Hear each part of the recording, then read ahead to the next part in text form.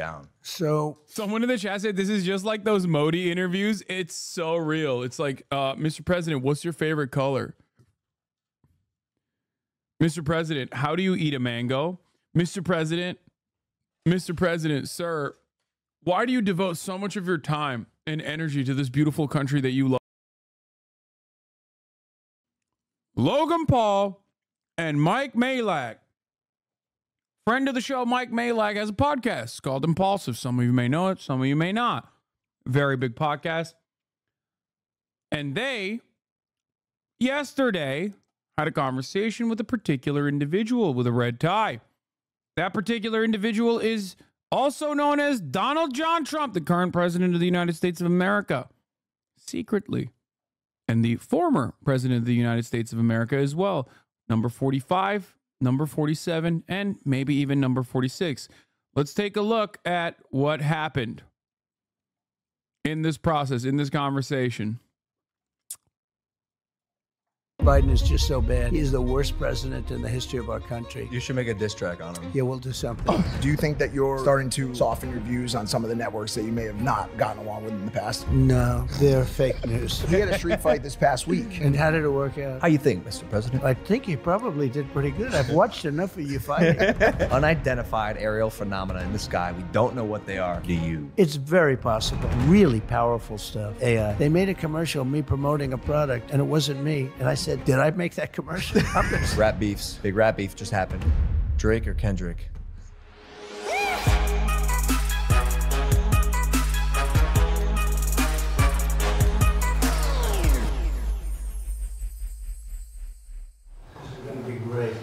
I think so too. Looking forward to this all my life.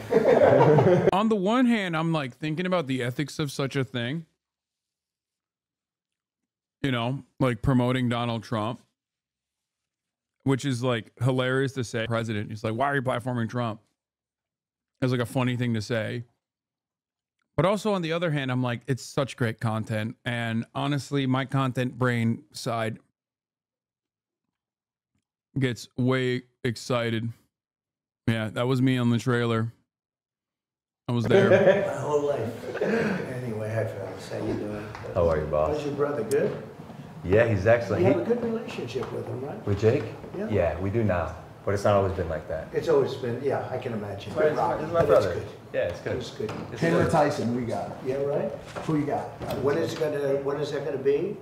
November. It got rescheduled. Well, look, Mike was fantastic, but you know, Mike's a little older now. Yeah. And you guys can fight. Yeah. We'll talk about that, but you guys can really fight, legitimately fight. Thank you, sir. At first I said, you know, it's so amazing because I always thought like a UFC guy or a top, you know, even contender would be able to win at 75 years old. You think? But it doesn't work that way. Yeah. Yeah. The clock is still the clock. Yeah. I figured that out with Floyd as well. Yeah, well, how about that, right? I don't know. I mean, it was even. Yeah, which You would shouldn't have make. thought he would have won that fight. That's what I thought. That was your baby. Yeah. Some people still think he did win This that is for you fight. guys. Oh, no way. We got gifts. Oh, nice. Sold for a lot of money this thing. Oh, no way. Oh, thank you, President. She split it up. Here's Oh, amazing. something we have for you. This is Is this your mugshot? this is, yeah, can you believe it? You're a gangster. This is what we're reduced to. You know, No way. No way. Should we put him on now? Yeah. That's I'm so jealous. Like, oh my God.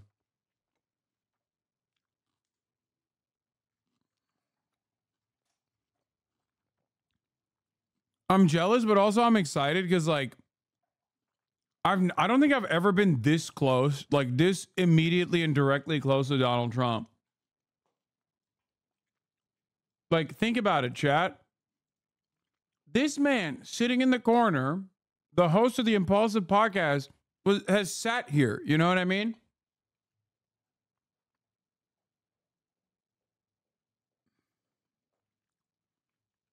Like, this is literally the closest I have been to Donald Trump.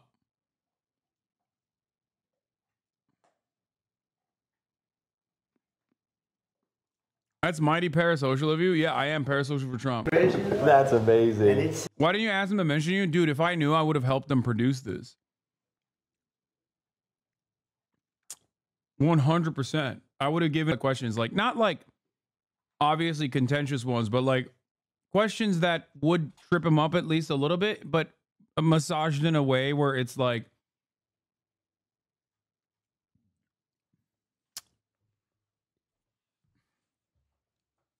a good enough question that he will answer it. Tells. Well, Elvis had one. Frank Sinatra had one. This shirt. But we've eclipsed them. A long time ago, we've eclipsed them. This is crazy. It's pretty cool. Isn't it cool? I have to be honest, I'm jealous. It's actually, you know, I'm not sure if I love it or not, but No, it's it good. is what it is. It happened, and might as well monetize it. Well, Mr. President, people surely love it. They love the picture. They rallied behind it. They're rallying behind you now. Well, they More are. than ever. And you know, we had the biggest fundraising, I think, ever for any candidate ever anywhere in the world in the last 8 or 9 days. In hundreds of millions of dollars. And too bad it couldn't have been done for other reasons, but they viewed the cases being so corrupt and so ridiculous. You know, every one of the legal pundits, and, you know, they're great guys. When you look at Dershowitz, the whole group, you know, that whole group of people. Bringing up Alan Dershowitz to Logan Paul and Mike Malak is crazy. Okay? They have no fucking idea what you're talking about. Okay? And if they did, they would probably not even be that fond of Alan Dershowitz, also known to the average human being as Jeffrey Epstein's pedophile lawyer. It's like, yeah, Mark Levin, good guy. It's like, dude, these guys don't fucking know Mark Levin. What are you saying?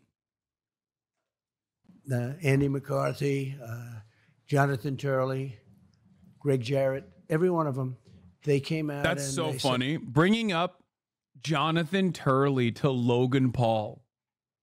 Great guy, Jonathan Turley. I call him Jonathan Turdley.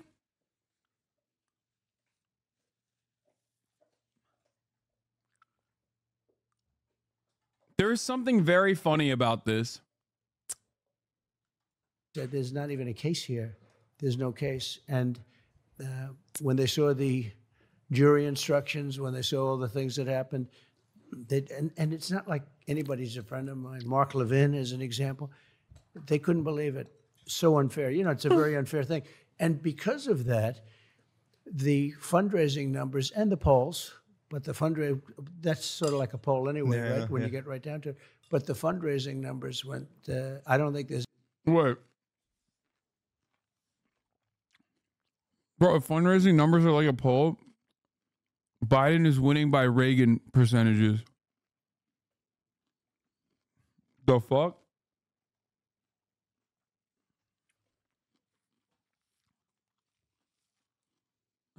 Like, okay, let's talk about a couple of things. Number one.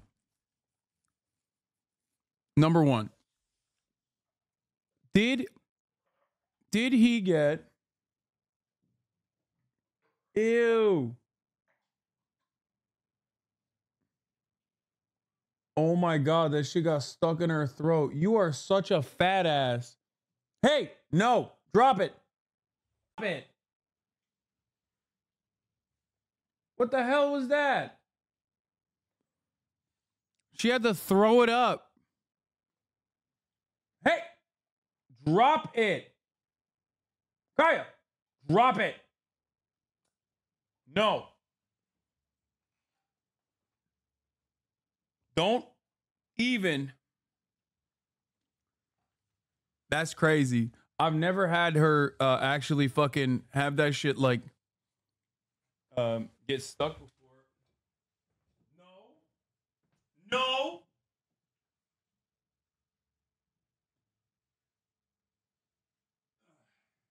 Fat ass.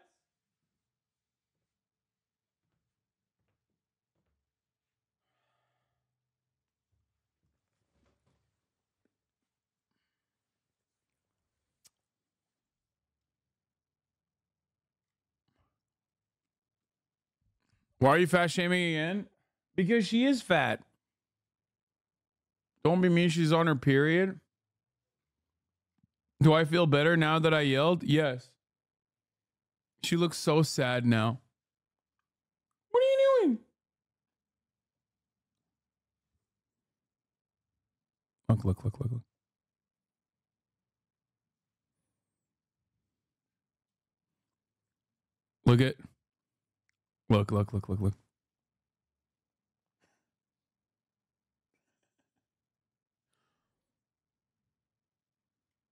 No way.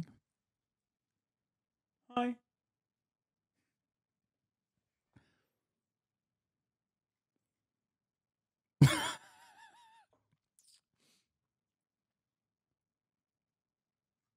Oh, man. My ex's dog died in October that way, getting a chunk of chew treat stuck in her throat and ruptured her esophagus. Okay. Well, luckily she is an animal, a fat ass, who's able to take down shit like that. This was the first time I've ever seen her actually get like into any sort of complication. How much does she weigh now? 100 pounds.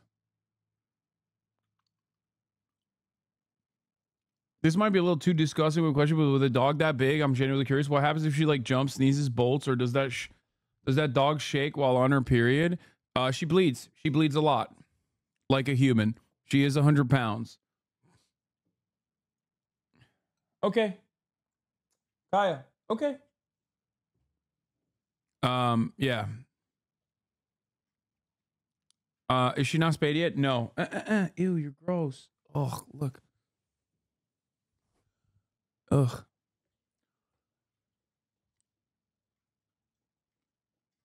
Yeah. How much older? She's not old enough to be spayed? 2 years. So, like next March, I'll probably get her spayed.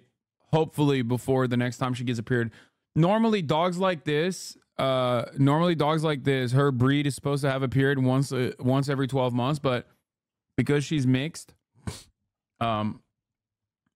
she's having it every 6 months, it seems, or like around 7 months. No, she's not 2 years already. She is like 15 months old or 16 months old. Yeah. For big dogs, it's good to wait for them to get bigger till you spay neuter because the hormones help with joint development and reduces later in life issues. Yes, hip dysplasia. And I don't know if she still has some growth left in her. I think she does. And I do have diapers. By the way. I just don't like putting it on her. Because she runs hot, you know? She's a big old dog. Big old dog. She runs hot like I run the top of the hour ad break. And if you no longer want to see those ads, all you need to do is subscribe. For $5 or free with Twitch Prime by connecting your Amazon Prime account to your Twitch account. Here's the 3-minute ad break now. We're going to get back to Donald Trump with Logan Paul. There's ever been that much money raised that quickly. You've become a martyr of sorts. Hundreds of millions of dollars. Yeah, it's insane. $140 million in May that you raised. 35 million in just hours after the verdict. You've become a martyr of sorts. Yeah, 58 million within a few hours. And that was in small donations, like $71, something average. And over a period of a week, we even went to San Francisco. Now, not supposed to be, that's the belly of the beast, right? Rare visit. But they had thousands of people on the street. It was so positive, and they raised $12 million. The tech guys at one of the houses, David, fantastic people, and they were like, they gave me a lot of money. They've never been into doing that. And I think it helps that Biden is just so bad. He is so bad. He is the worst president in the history of our country. So that helps too. You should make a diss track on him. Yeah, we'll do something. Yeah. We'll do something. I actually wanted to start there. Go ahead. Because one thing that I just can't seem to wrap my head around it is, you got these felony convictions and a lot of them, like more than Al Capone, right? And there was an uprising and people showed you their support with their donations. And a lot of people are saying it points out that actually the unjust nature of Bro, I love how woefully unprepared Logan Paul is to have this conversation. He's just like saying words, okay? My man has been given a script, okay? It is, this is awesome. He's like, yeah, an uprising is happening. It's just like Al Capone. It's like, what are you saying, big dog? Oh, it's so good. Please, Michael, bring it in. Bring it in. Of America's justice system. So It's very unjust. my question is, like, if that is your belief, if that is their belief, why do you have the desire to give your time and energy to a country or a system that's trying to take you down? So Someone in the chat said this is just like those Modi interviews. It's so real. It's like, Mr. President, what's your favorite color? Mr. President, how do you eat a mango? Mr. President, sir, why do you devote so much of your time and energy to this beautiful country that you love, even when this beautiful country that you love has done so many wrong things to you? I ran twice. I did much better the second time than the first time. And if I didn't, I wouldn't have done this.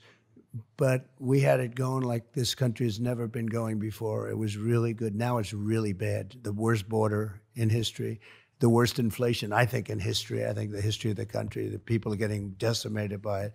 All very all something you can fix. You can fix it fast. We were energy independent. We're going to be energy dominant very soon. All these things were happening. And then we had a terrible result in an election. And what happened was disgraceful, and we can't ever let it happen again. But I can't understand how we live on this planet. Like, I'm alive at a time when the fucking former president who's running for re-election is going on the podcast of a dude I know very well. What the fuck is... How are we alive right now? I mean, I guess... Oh my God, look at the painting above Mike. Oh my God. Okay, I guess if we're keeping it $150, he did go on Alex Jones last time he ran. But we have a little expression. It's right on that hat. Make America great again. And we can do that. Make America great again. And this guy's not going to do it. This guy's destroyed our country. When you allow 15, 16, 17, they have no idea what the gotaways. Million people coming out of jails, coming out of mental institutions, insane asylum. The insane asylums all over the world, the mental institutions, they're at the lowest levels. They've been at it for years. They're going to be totally empty. And you have terrorists coming into our country. We're going to be paying a big price, and we're going to solve the problem, and we're going to solve it relatively quickly. But we have other problems, too, with energy, with inflation. He's been a disaster as a president. He's the worst president. I love the impulsive zoom cuts on Donald Trump doing his tight five. Yeah, energy crisis, inflation, it's all happening. Meanwhile, it's like, zoom cut, zoom cut, zoom cut, zoom cut. That's hilarious, dude. President we've ever had. The good news is he makes Jimmy Carter look brilliant by comparison. So Jimmy Carter... Why are you laughing at that, Logan? Do you get that reference? is the only one that's happy with this.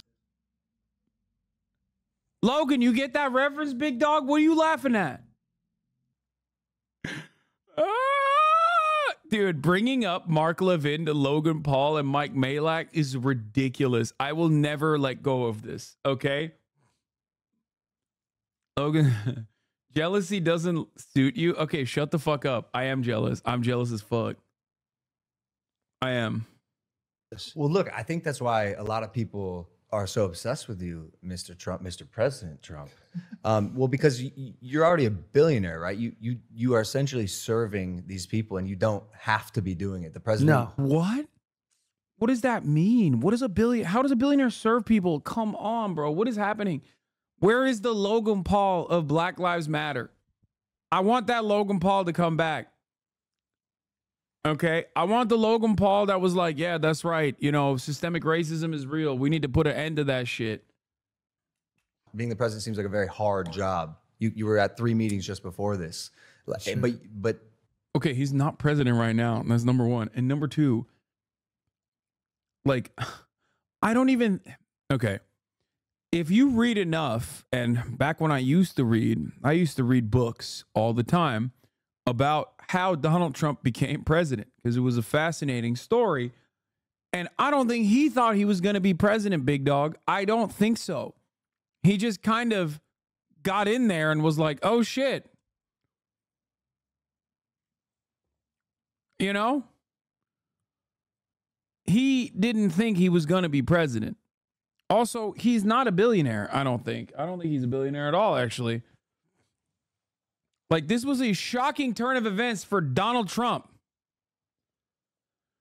I think it was The Devil's Bargain, Joshua Green's book. It's like literally one of the last books I can remember reading, where they talk about like how he's just kind of sitting there and no one thinks he's going to win, including himself. Or was it Fire and Fury, maybe? The Devil's Bargain is the book about Steve Bannon. It's a really good book.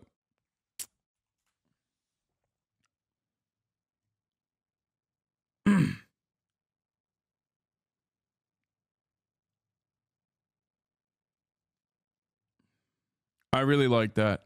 It's one of the last books I read, which is crazy. Holy shit. Yeah, I think that is literally one of the last books I fucking read before I became a Twitch streamer. And then since then, I have not read a single goddamn book, I don't think. I tried reading Dune. I stopped. After that, I decided books are gay. Yeah, well, shut up, bitch. I read enough books. And I still read. I just fucking read chat, you know?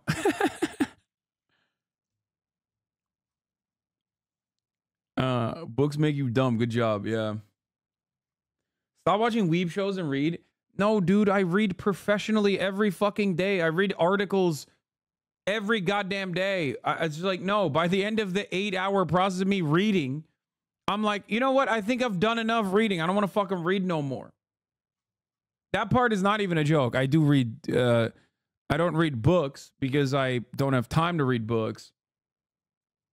And I read too much. I read too many articles, too much shit online when I'm live every day for 8 hours. I guess I'm asking, like, the desire to run. It sounds like me claiming I'm still a writer because I write a lot of Reddit arguments arguing liberals. Well, here's the difference. Joshua Green is a journalist. Joshua Green's book is a compilation of some of the research and some of the journalism that he's done. So when I say I'm reading a lot of fucking articles, I'm basically reading the book before the book is done. You know what I mean? I'm not reading Reddit and being like, I'm reading a lot. You know, also imagine fucking admitting that you're writing a lot of Reddit arguments. That's crazy. An attempt to improve your country for these things you're saying. Yeah. It comes from what? Just the love of the Well, country? the people, I'll tell you, when you look at the people, when you look at the crowds, I did a rally in New Jersey. We had 107,000 people there. You saw that last week. We did one in the Bronx. We had 25,000 people. And this was in the South Bronx, which is known as a rough area. And it was like a love fest. There was not even like, nobody even raised a voice of dissent. The whole place, it was like a big love fest. Nobody could believe it. You saw that 3-4 weeks ago. There's tremendous, our country has tremendous potential, but it's going down the tubes very, very rapidly. Nobody has ever seen anything like it, the way it's being run. So bad. And we can change it. We can change it quickly. We have a debate coming up. That'll be interesting. June 27th, hosted by one of your favorite television networks, CNN. Well, they gave me the option. They said, would you do it? And they didn't want to do it. He didn't want to do it. So they gave me everything. Fake Tapper and lots of other people that were going to, were involved on CNN. I mean, look, Trump is a serial yapper and he lies about everything and he does it in a very convincing way because he's like very confident. And I'm thinking like, how would I react in this situation? And like, yeah, I'm fucking armchair quarterback in here and being like, oh, I would like address some of the lies that he's saying, but like, I probably wouldn't. Like, I wouldn't be able to if he's just like fucking sequentially deploying lies over and over again. And I would definitely drop some of the sillier things that he's talking about with like how big the crowd is in the Bronx. You know what I mean? You just kind of have to let him yap. Fart? What fart?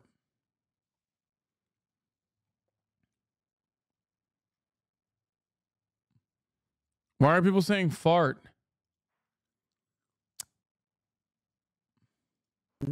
They wanted it to be seated, which I didn't like. I said we should stand, and I think we won that point. But I would have agreed to whatever I had to agree to because they didn't want to do it.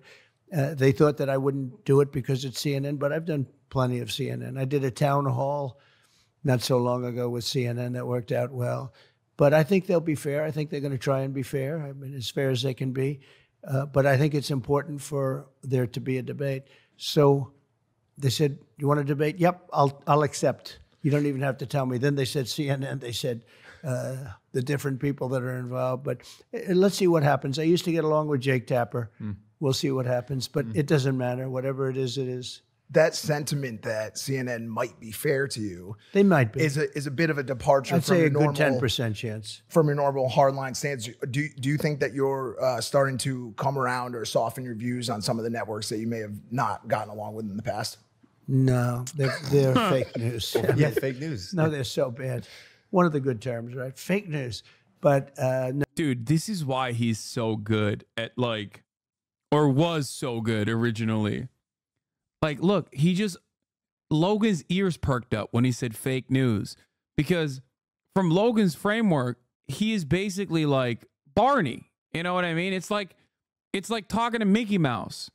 And you know, this is a catchphrase, right? Like he's basically repeating his catchphrase. So people are going, "Oh my God, you're repeating your catchphrase that you're famous for."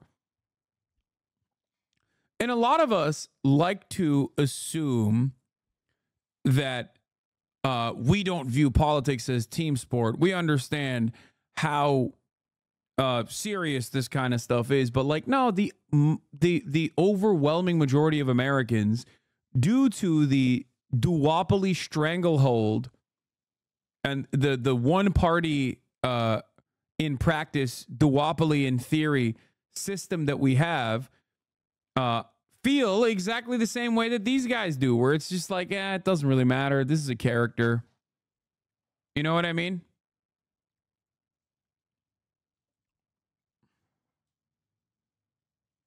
That's it. Most Americans that feel like they're above Logan's analysis of Donald Trump, like a famous copyrighted character saying a catchphrase, unironically also do the exact same thing. No, I don't think so. I thought maybe, like every single liberal in the chat that has been like, "You don't understand, voting for Biden is going to save America," as opposed to Donald Trump, who's going to ruin America. Like, you are doing the same thing that Logan's doing, but just in the opposite direction. And at least Logan Paul understands that he's not the brightest light bulb in the room when it comes down to fucking, politics. Caitlin Collins, about 4 or 5 months ago, was one of the highest rated shows they've ever had. And I really thought they were going to go maybe sort of in the middle, but I was wrong about, as I'm getting on and I'm hearing the way I'm being announced, they said, "Hey, these people are playing hardball. They're making a big mistake, but the ratings for this debate, I guess, will be quite good." Massive. Are you surprised by his decision to face-to-face with you? You mean the fact that they're willing to do it? That Biden's willing a little to do bit. They didn't want to do it. They thought I turned CNN down. Look, CNN is the enemy. And they thought I was going to turn CNN, and Tapper is, one of the guys that, when I'm making a speech, so they're waiting for the nomination for months and months. I got it in the quickest fashion. Nobody's ever gotten a nomination so quickly. And I'm making my nomination speech, and they refuse to put it. They're covering it for months and months. Now I'm actually making my speech. This is the big night. I won the nomination, and they refuse to put it on. These are people that don't like Trump. But it's okay. Remember when Jake Tapper called you a misogynist?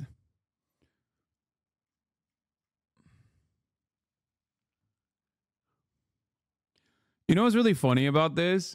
I don't even remember tweeting this out. But the very same people that back in the day were celebrating this, I'm willing to bet, would now, if I were to tweet this, would try to get me banned.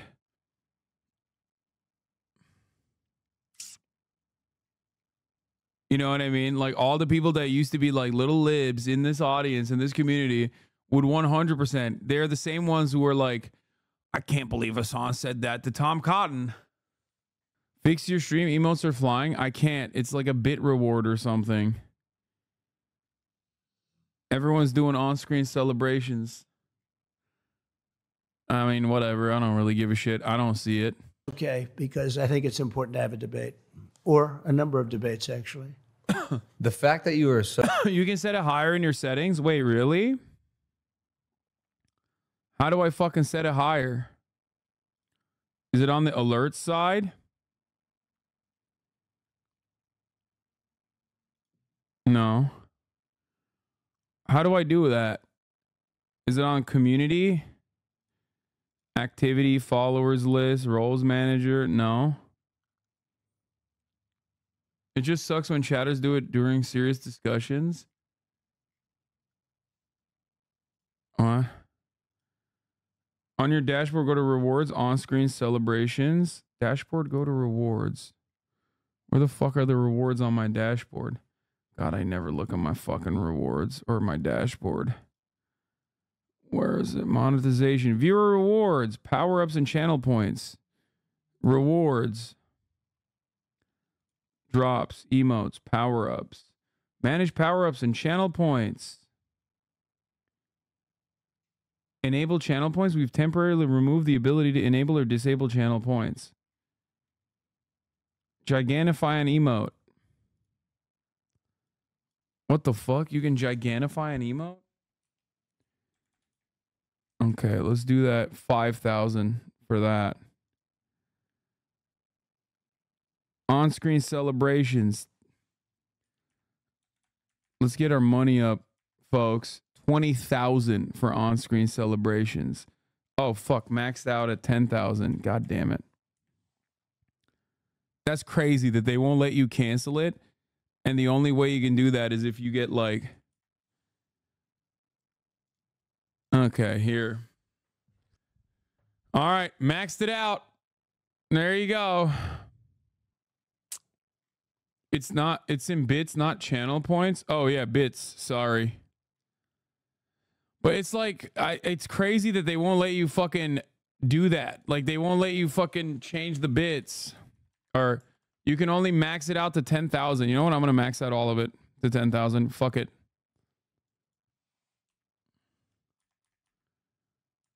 Yeah. Yeah, if you want to fucking blast biddies on the screen, you got to pay $100 or more, even 100 plus. Bitch. There you go. Yeah, let's see you fuck around now. Make it lower, bro. $5,050. I don't want you to do it. If you're a broke boy, I definitely don't want you to do it. Hitler of Twitch. Yeah. It's going to go crazy during the gaming segment. HasanAbi trust gaming frogs are rich. True. You can use other people's emotes if you're subbed. It's kind of insane. Yeah, I know. Where are you going, ma'am? Kaya. Where are you going, Kaya? Please. Yeah, you know where you're going. You're not going nowhere. Sit your ass back down. When they came for the biddy spenders, I said nothing because I didn't spend any money on this. If it wasn't so fucking annoying and it didn't like block the entire stream for desktop viewers, I wouldn't care. But everybody started spamming that shit because it was like, you've just lost so much yourself, so much money. This was going to go crazy with bits, but I guess the socialists wouldn't understand. Yeah, I don't care. I didn't want fucking emotes blocking the whole goddamn screen while I'm streaming, okay? It's crazy. It's not even like a little bit. It literally fucking blocks the whole screen. So vocal as well, especially on social media, I think works in your favor. And personally, I like that you come with receipts. sometimes? Yeah, I've seen you pull them out of your, No, I your understand. jacket. Will you have receipts? I like to do it. Well, fact checking's fun. Yeah, I know. We'll check. We're gonna check a lot of things. It's gonna be an interesting. You will be watching, right? I'll be watching. We just don't want to schedule it around one of your fights. Please because don't. Please you don't. do pretty well. Thanks. I'll be watching. Yeah, I always see you at So UFC. do you have? By the way, do you ever fight your brother? That's the question. you want to know something? I So- want to know. Okay, Yeah, all because right. you are both good. Do you ever fight him? Thank you. I not in real life. You no. practiced a little bit Never. with him, right? We've never even sparred. Really? We don't know. I think Well, did you beat him up your whole life? I growing didn't. up? I punched him in the face once because he took my glasses. But I was willing to step in for Mike Tyson when Tyson got sick and had to postpone his fight. And we actually like ran it up the chain at Netflix. It's hard for brothers to fight, though. I think it's hard. Not on I've Netflix seen it over for a the years, big you know. old bag. Like Yeah, but figure there it have out been once and some, for though. all. I think it's. You don't think so? You love your brother. Well, me and Jake decided that obviously, like, we both come from a place of love, and whatever the outcome would be, we'd have to be okay with it. But obviously, I love my no, but brother. the shots to the face and you know, just one time though, for the rest of history. You know, that night goes down forever. The Klitschko brothers never did it. no, they never did it, and they were both good, and they Yeah. never did it. They were very good, but in fact, nobody really figured out maybe who was better. They had some good fights. They were tough, right? Yeah. They Well, were tough. Jake's tough and he's good, but I'm He's- 1-0. he's very good, and you're very good. Thanks. He had a street fight this past week against somebody from a squad you may know as the tell me. from the Nelk Boys. Oh, right. When you one- said you had it out with them? An actual street fight. No, but a friendly one or an unfriendly one? Oh, it was pretty unfriendly. Yeah, I it was not there. friendly. I would call it a waiver fight. I had They to have decide a great following, though. They're nice guys. We love them. They have such a. I think Trump's actually pretty talented talking about shit he's never heard of. Yeah, but this is stuff that he does know about. I think you forget, like, he likes UFC. He likes fighting. He likes boxing. Like, this is a real thing that he's interested in. He likes WWE. So for him, this is in the pocket. You do. Good. Oh, yeah. I'm glad because Yeah. I'm getting myself into a position here. They really are. They did. Dana White, who's fantastic. for sure. He said, "Would you do the Nelk Boys?" I didn't know who they were. I did it, and they have a tremendous audience, which you can Ferocious. tell right away. I did Dr. Phil the other day. I saw it. Yeah, he Amazing. was great. We No, love he the was Nelk Boys, by the way. The Nelk Boy we're talking about is like it's kind of like His name's Bradley Martin. He's a big fitness Right. guy because we know Kyle Forgard, Kyle, Right. and John Shahidi for Right? years Abs- now. They're But great. Bradley's this big 260-pound, bodybuilder, and for years he's called people out. I'm 260. I'm 260. I'll fight you, and got into it with Logan. And how did it work out? How you think, Mr. President? I think you probably did pretty good. I've watched enough of you fighting. It was off camera. It was cool. It was like a duel, like a good old fashioned, just boys being boys, no cameras. It was a real deal. The real deal. And No rules. was he finished? He quit. He was. He did. He quit. Yeah. But we were very impressed with him, actually. He showed up. He has no combat sports experience. Yep. Stepped So up he to just somebody. had he had muscle, but not I'm getting so close to Donald Trump. It's kind of crazy. the. Not Yeah. the Yep. Just no training. Yeah. Just no training. You ever been in a fist fight, Mr. You are visibly squirming because they talking about Bradley Martin and not you, Lamau. No, why would the fuck would they bring me up? I have no relationship with Logan Paul. I've only been critical of Logan Paul. I love Mike. You guys know this. I will ride. I ride for Mike. I defend Mike all the time, vociferously. Okay. I have no expectations they're gonna ever bring me up to Donald Trump. Why would they do that? Mr. President? probably not. I've been. I've like never even little- actually personally talked to Logan Paul ever. There's nothing like. I don't think I've ever been around Logan Paul now that I think about it, which is kind of crazy. I mean, I'd like to say, yeah, I fought my way through school. Right. I fought my way out of the Wharton School of Finance. We didn't Hey, have a lot Big of Mike. fighters. Yeah. Thank you for the 25 gifted, bro. This man goes in, does one interview, and is balling in the chat. Do you see this? Do you see this? That's crazy. That's crazy. He's flexing, dude. He's like, yeah, what's up? 25 gifted. It's nothing to me, dude. I interviewed the president. That's crazy. Oh my God. I can't believe it, dude. What does the world come to? The fuck's happening? pretty cool. You should have brought me up. You should have brought me up, Mike. Should have fucking brought me up to the president. Should have been like, I have a friend. His name is HasanAbi Piker. He's not too fond of you, sir. What do you have to say to him? But I have another friend. His name is Hank Pecker, and he loves you. We have fighters, but not that kind of fighters. But I've had a lot of fun. I'll tell you, we had a great time. Over the years, I've been very much involved with Mike Tyson. Mike is a great guy.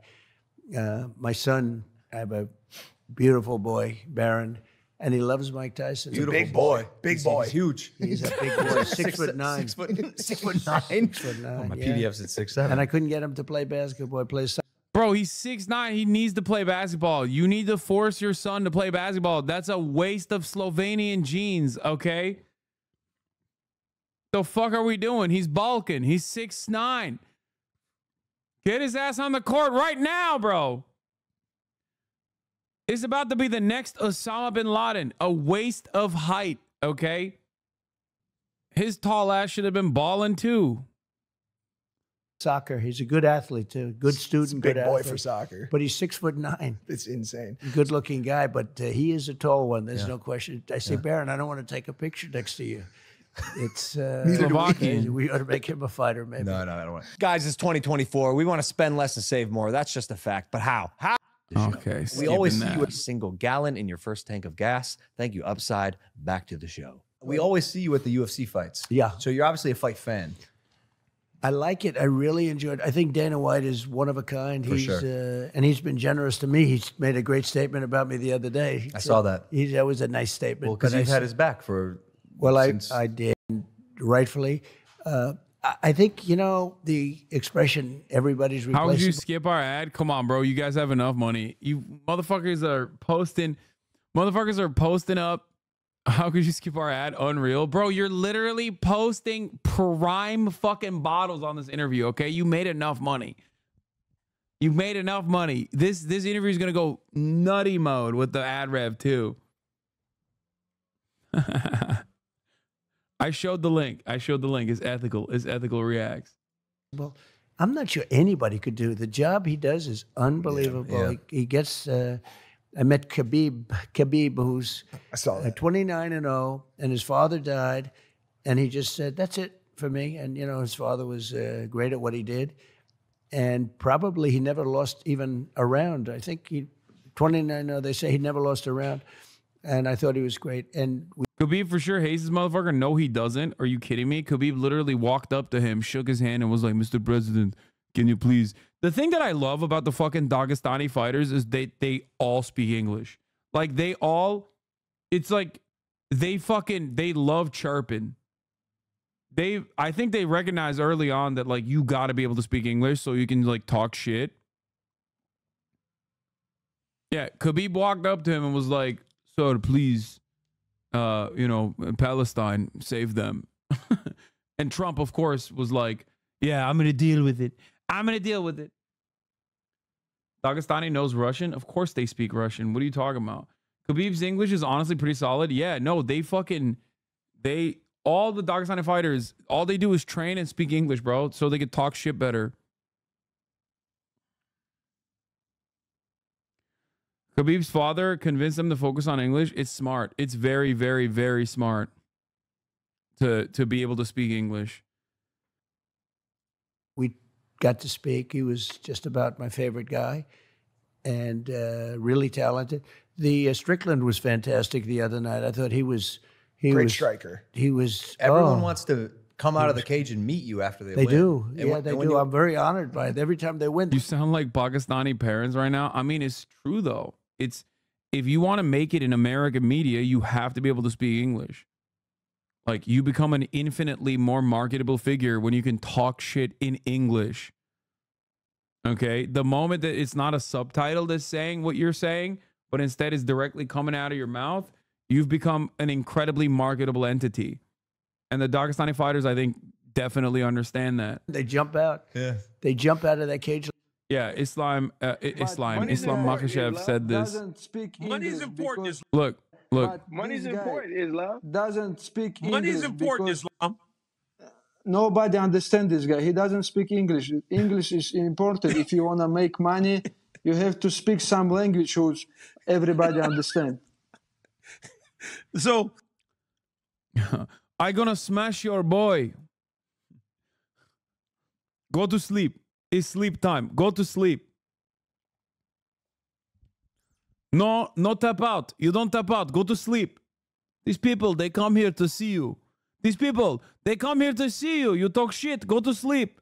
Like it's nothing. I don't know. It's pretty high, but they have no problem. And when you enter the arena, there's an eruption of cheers. Yeah. But I remember, because I've been going to UFC for a while, like it wasn't always like that. There was a very clear like shift in the perception of you. Do you feel like you feel that now? Yeah, it's like, talk now. Let's talk now. There's another one. Dude, think about how iconic that shit is, though.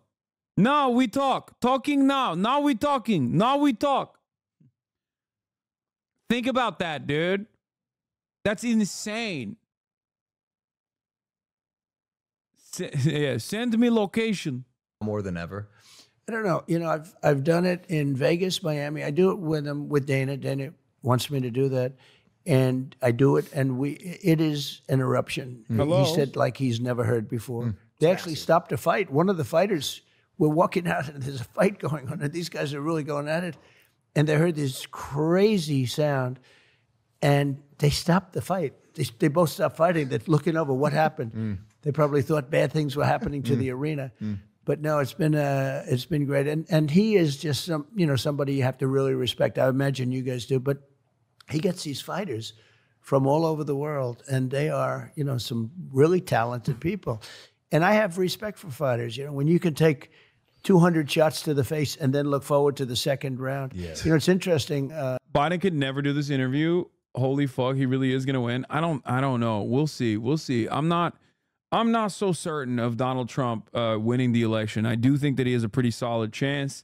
And I think that that should never be the case. But unfortunately, the Democratic Party has gone with Biden, who is an old man. But you are right. I don't think that Joe Brandon could do an uninterrupted hour-long interview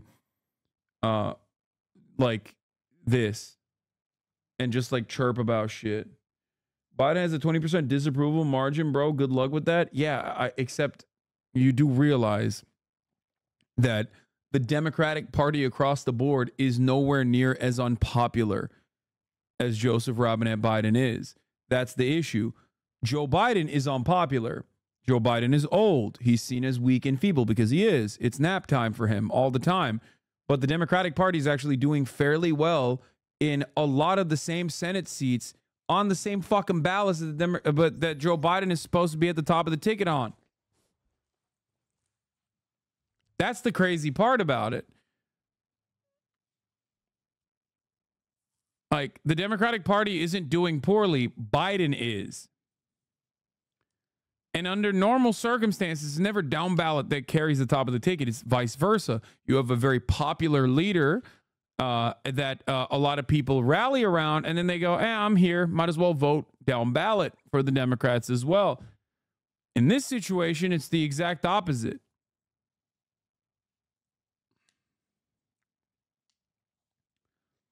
Republicans flopped in the midterms. It's not even just that. Like, the Republican Party is broadly seen as like undemocratic, anti-democratic, corrupt, chaotic, and also greatly invested in the removal of civil liberties from women. Okay, not just like gay people, not just queer people, not trans people. I'm talking women. That's 50% of the population. There's a lot of Republican women, white women that vote.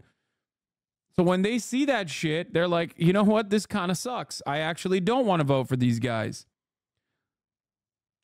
Abortion is massive. It's a massively consequential thing that the Republican Party brought about itself. They are, in many respects, suffering from their own success. A lot of wrestlers they want to do the UFC thing, but they can't take the shots because they're wrestlers.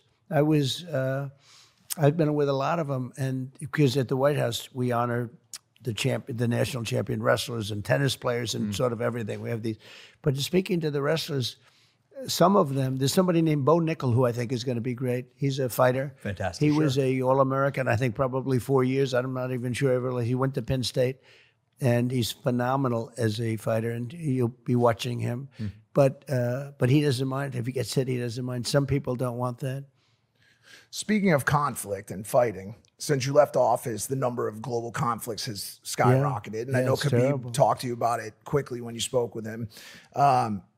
I think 2 weeks ago about President Biden authorized the use of American weapons in Russia, which has now led to a fleet of Russian warships coming towards Cuba this week. What are your thoughts and concerns around our current handling of our relationship with Russia? Well, the Russian attack on Ukraine would have never happened if I were president. Would have never happened. It's just a shame. So many dead people. You look at just the soldiers, it's 500,000 soldiers between the both countries. But so many dead people, so many towns and villages and buildings and magnificent culture just being wiped out. You okay over there? Stuff's falling over. Sounds good. Nice book, by the way. Nice book. We'll get to that. That's his book about overcoming drug addiction. It's a bestseller about the opiate epidemic, which we'll talk about. Wow, that's a great topic because it's so sad to see what's happening. That's right. Nice book. I'm going to kill all drug dealers. Wow. I love when he says Russia never would have invaded Ukraine if I was the president. It's just like literally all of these things that have happened under the Brandon regime. He could just sit back and be like, yep, if I was president, none of that would have happened. Only good things, none of the bad. Believe me. So bad. But it's a shame because it never would have happened. And it didn't happen during my 4 years. It didn't happen. It wouldn't have happened. I got along very well with Putin. I got along with Zelensky. But it wouldn't have happened. And October 7th would have never happened. And yeah, like, see, this is the part where I would be like, if I was in the room in a situation like this is the part where I'd be like, how can you say that? Honestly, you ripped apart the Iran denuclearization agreement, which literally created more regional stability. Okay. You added additional sanctions to Iran, even though European investigators were still openly reporting that Iran was following through on the nuclear denuclearization agreement, even after you ripped the deal apart, famously. You also you moved the embassy to Jerusalem, which was insane. Okay. That was an insane move. You moved the American embassy to Jerusalem, making it permanent that like Israel now controls Jerusalem, including occupied East Jerusalem. You then recognized annexed territory, Golan Heights, which is Syrian land that Israel illegally occupies. Again, you recognize that as like permanent Israeli land. You did the Abraham Accords, which directly wrote out the Palestinians from the equation of Palestinian sovereignty, which greatly increased tensions and was the direct consequence of which was October 7. Beyond that, you also assassinated the second in command, Qasem Soleimani, in Iran. Like, you are a big part of why October 7 happened, if not the biggest part outside of Israel. This is the type of shit that obviously Trump is never going to be questioned on, because I don't think it's not even like Mike that's going to ask him these questions. But it's also not even like mainstream media that would ever ask him these questions, because the reverse of this for mainstream media, the reversal is an easy fucking dunk as well. Trump could go, if it was so bad, why didn't Brandon change it? You know what I mean? Because Joe Biden has continued on the Abraham Accords. Joe Biden never reversed the embassy move decision. Joe Biden never fucking took back any of the things that Donald Trump did on Israel. So there is a unified bipartisan agreement when it comes to American foreign policy. Okay? That's just the truth. That's why someone like Donald Trump, when he was running in 2016, could very easily turn around and say, Obama put the kids in concentration camps too. Why are you getting mad at me when I do it? You know?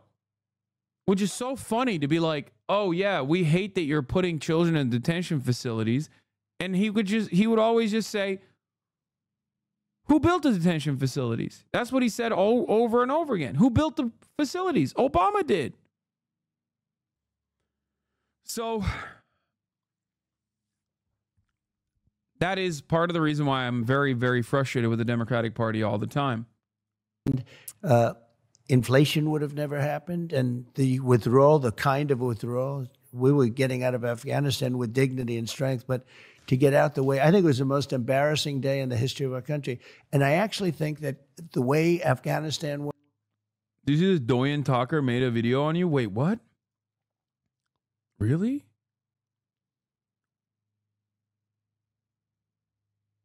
Is this it? That's a baby, bro. What? The fuck? Work. I think that when Putin looked at that, he said, wow, let's go in. And you know who else looked at it? President Xi of China. And he is looking at Taiwan, and he's drooling. He's drooling over Taiwan. And so something could happen there. We've lost a lot of respect. They're laughing at us all over the world. And that wasn't happening 4 years ago. And with you back in office, you think we'll get that respect back? Yeah, we'll get it back. Yeah, this is ridiculous. If there's one thing that was universally acknowledged, it was that America did become more of a laughingstock by our allies, especially during his fucking administration. Literally, everyone laughed at his face. Everyone laughed behind his back. The entire world was like, look at this fucking dumbass. Now, the saddest part about it is that they're still laughing because now we substituted one fucking jackass for a drooling, demented idiot who can't probably keep his bowel movements restricted for a long enough timeline because he's just too old. So now they're still laughing. Now, of course, they won't be laughing for too long because, like, our kind of brain rot has already completely captivated Europe as it once did less than 100 years ago. It's already happening. Okay.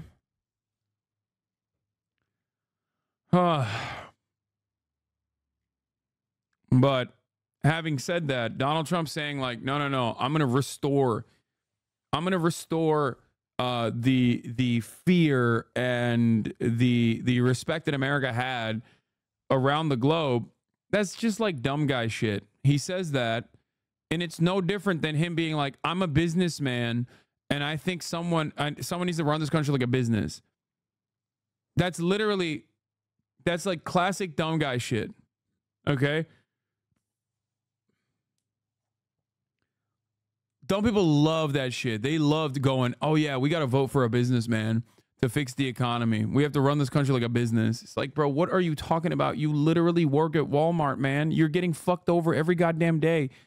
Fuck you mean we got to run the country like a business? What are you talking about, bro? Like, which business? Trump's businesses? He had 7 bankruptcies. The fuck are we talking about? It's like, you ain't even a business person. Like, why are you saying we got to run the country like a business?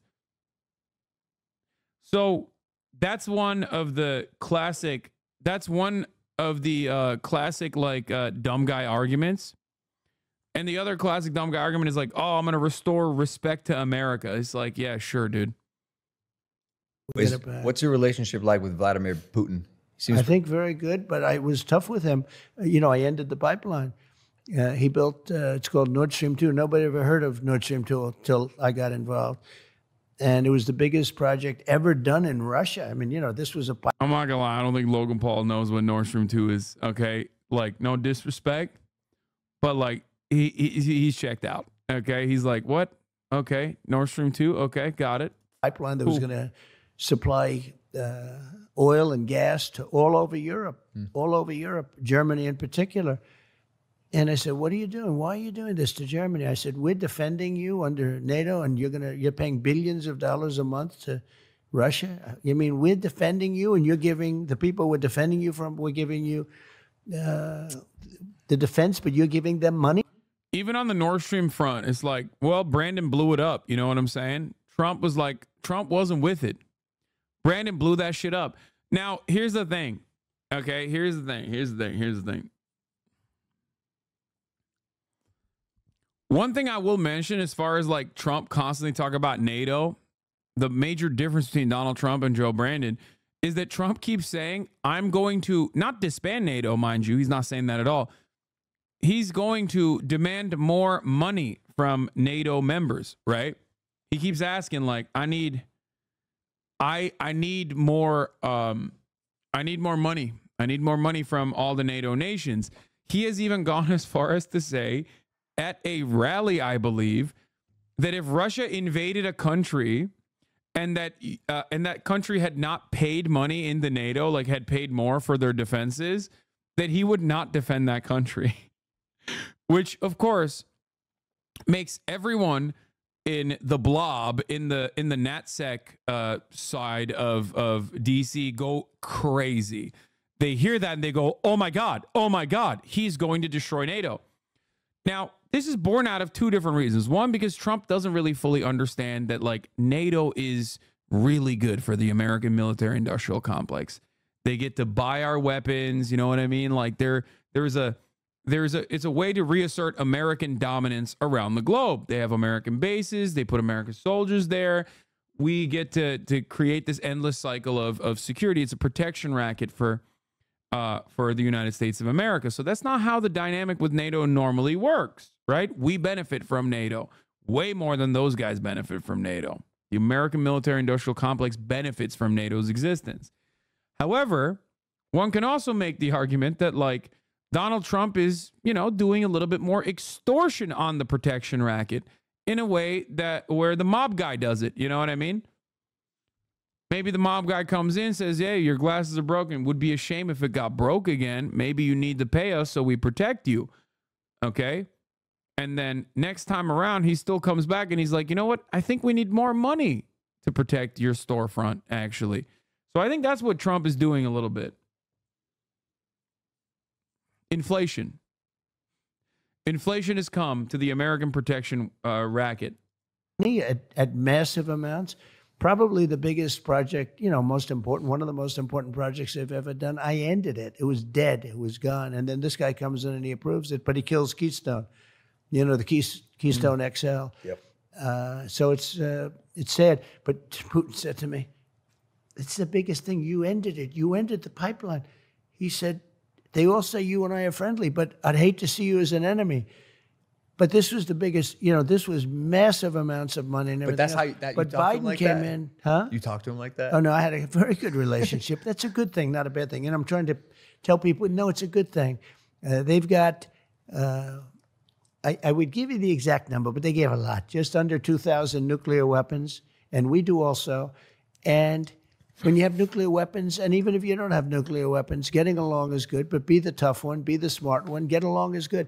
I tell the press all the time, no, the fact that I get along with Kim Jong-un, North Korea. That's crazy. President Xi. That's crazy. It's all good stuff getting along, but nobody ever took money out of China like me. I took hundreds of billions of dollars out in the form of tariffs and taxes. No other president took not 10 cents. And, China built their military because of the United States. The United States was giving them hundreds of billions of dollars a year in excess flow. Nobody's ever seen anything like it. But we took out hundreds of billions of dollars from China, and I still got along with President Xi until COVID. That was a breaking point. But no, but he was a guy that I respected. He liked me, and I liked him. That's a good thing, not a bad thing. The press says, "Oh, isn't it?" I think a lot of these global leaders know how to manipulate Trump, by the way, where they just basically glad handle. They just tell him he's a big boy. He's very strong. And then he takes that at face value and goes yeah, that's right. They love me. They respect me. They're afraid of me. You know what I mean? Because think about it this way. Donald Trump's a fucking dumbass in comparison to people like Vladimir Putin and Xi Jinping. These guys are elderly statesmen at this point.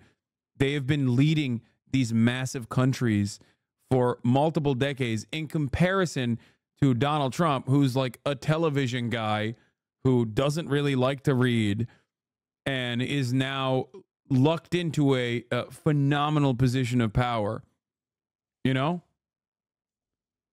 So for them, like, they probably thought, this is great. We can do whatever the fuck we want. This guy will just shut the fuck up. As long as we glaze him a little bit, he'll be like, these guys love me.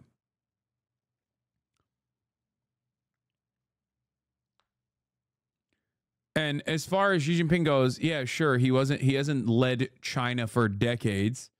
Okay, but he's been in politics for a lot longer than Donald Trump has and will lead China for decades into the glorious future, the glorious Chinese hegemonic future. Leader Xi, please alert the authorities. I'm ready. Activate me like the Manchurian Candidate, sir. You say, yeah, he's a leader. He's a smart guy. They say, smart man. They say, oh, Trump said he was smart. Yeah, he leads 1.4 billion people. It's a little bit on the smart side. But I got along with him. I got along with Kim Jong-un. That would have been a nuclear. President Xi, dear leader Xi, please tell me, give me a sign that you're in here watching. Like, for example, at the top of the hour when there's a 3-minute ad break, if you give gifted subs, not directly, but by one of your subsidiaries, I will know that you're in here, and I will know that you are on my side. Because at the top of the hour, there's a 3-minute ad break. And if you no longer want to see those ads, all you need to do is subscribe for $5 or for free with a Twitch Prime. What is this? Hit this one time, please. China, baby!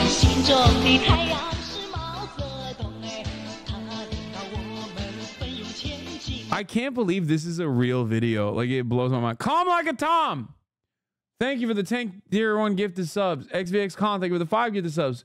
Oh my God, she is in here. It's real. Here's the 3-minute ad break now, by the way. I was in Shanghai with a pretty prominent business person when he was first elected and asked if China was worried. He laughed and said, no, he only cares about praise and money, and we can give him that. He is in here. Half Note the Bard. He lives in all of us, dude. All right, let's continue with this shit.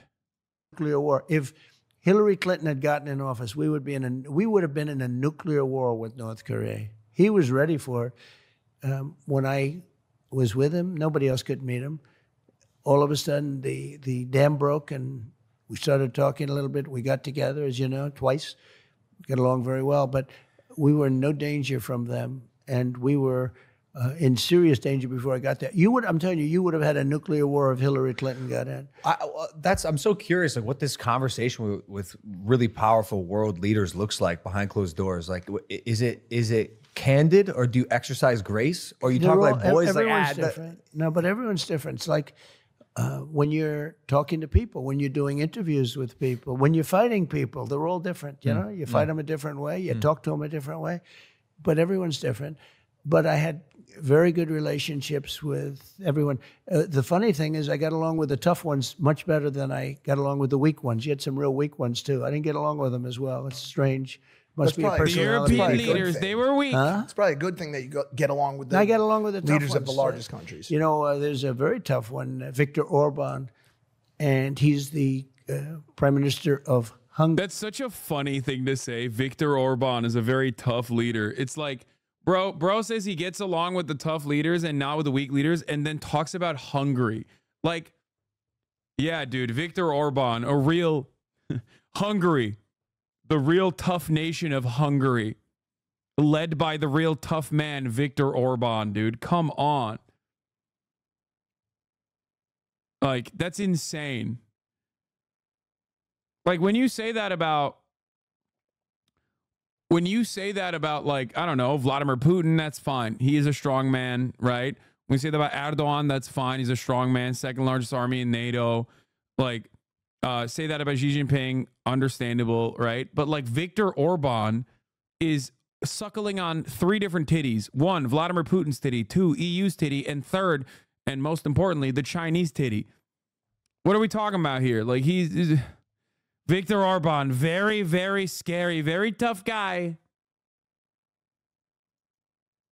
What? Turkish game Gambling ring serves their country men liquid glurp in meal.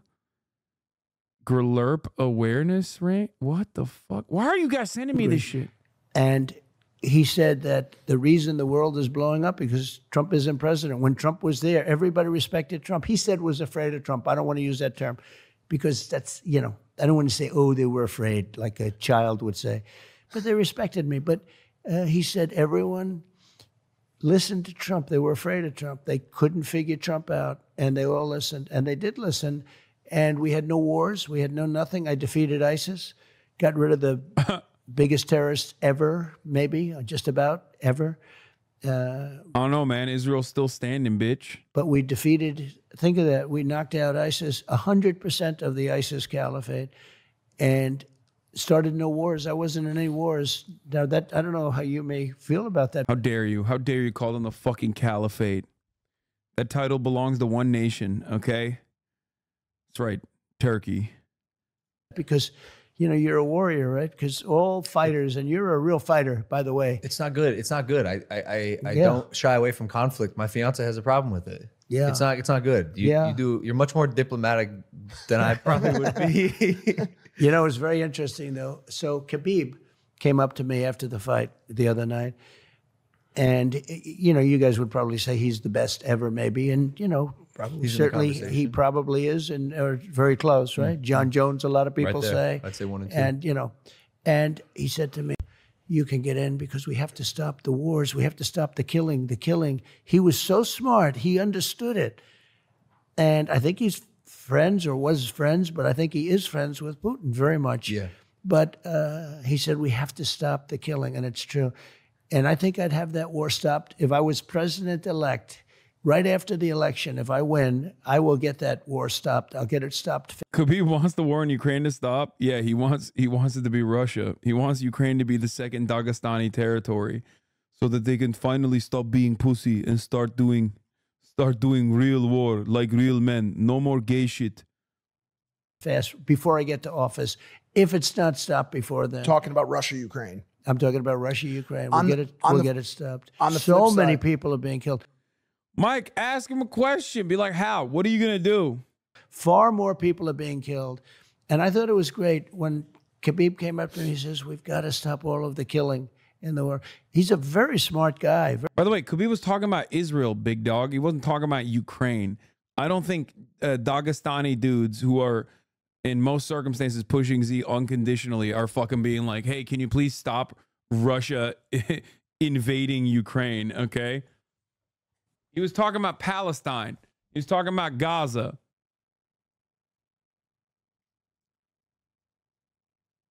In the conversation between him and Donald Trump, he specifically mentioned Gaza, okay? The notion that he mentioned anything but Gaza is silly. He might have said it on Twitter or some shit, but when he talked to Donald Trump, I don't think he could even fucking say Ukraine, to be honest. He's like, doesn't his family still live in Dagestan? Very interesting guy. We talked for a while. On the flip side, or on the other side of the continent. Thunderfuck, do you always, Turkey's dumb. Do you always suck Palestine off? Thank you for recognizing Palestinian statehood and sovereignty. Let's continue. The Gaza situation has been horrible. Big news. How can you still like Mike after this? Isn't he pushing all-right propaganda here? I can. You want to know how? Because I'm not some fucking brain-broken person who literally thinks like that Mike Malag is like secretly trying to fucking get Trump elected or some shit by having this interview with him. You know? But that's probably the reason. You say stuff like this, and then your parents are unironically saying like fucking alt-right shit, by the way. Get the fuck out of here. They'll be like, wow, I can't believe you like a dude that you know personally, that you think is a very nice person, very kind person, and a well-intentioned person for platforming the former president of the United States of America. Meanwhile, your dad is saying fucking unimaginable shit that you would be incredibly embarrassed to fucking incredibly embarrassed to fucking repeat in broad daylight. I don't see you fucking restricting your access to your own fucking family members. You know what I mean?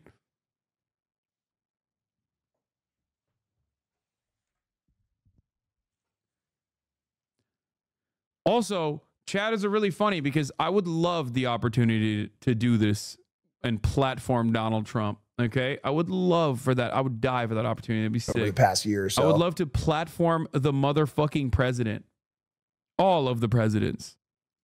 The United States has always been, and you were always a staunch ally of Israel. Has your sentiment on Netanyahu or on his regime changed at all in light of any of the events of the past 6 months? No, look, it was a shame that it should have never happened. It would have never happened. Iran was broke when I was president. Nobody was allowed to buy oil. He literally fucking ripped apart the denuclearization agreement. This is ridiculous. The notion that he did not make this conflict or make Iran more reactionary towards America is silly. Okay. Also, there's a good question from Mike. You see? Was allowed to buy anything. They were broke. A Democrat congressman on Deface the Nation, the show Deface the Nation. Ladies and gentlemen, it's Deface the Nation. Yes, commonly known as Face the Nation, but I don't call it that. You have a name for I think everything. I have a name for everything.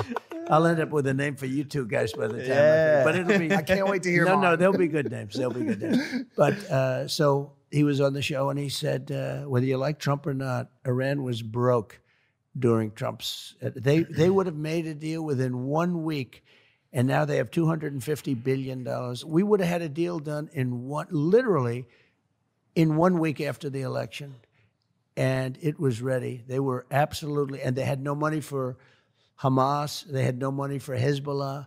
They were broke, stone cold broke. Now they have $250 billion. Biden took off all of the sanctions. He let them go. China went to town. I told China, if you buy 1 barrel of oil from these people, you're not doing any business with the United States. They took a pass, no oil, and other countries likewise. And we would have had a deal. It would have been a great deal for everybody. We would have had a deal. Now they have $250 billion. They made it all in 3 years, 3.5 years. They made it all during this Biden term. I mean, he gave him $6 billion for 5 hostages, right? You saw that recently, a couple of months ago. I would never forgive any of my family for this shit. I'm not brain broken. Trump is a Nazi and Mike is platforming him. How is that okay? How can you be friends with a Nazi platformer just because he's nice and well-intentioned? Because I'm a Nazi platformer. That's why. You've been giving money to a Nazi platformer. I platform Donald Trump. I platform the former president on a regular fucking basis, dude. He's the fucking president. If anything, there is no world where you're platforming the former president of the United States of America. He's platforming you, okay? You need to understand this. You need to understand this to the best of your ability, okay? There is no world where you are platforming the former president of the United States of America, okay?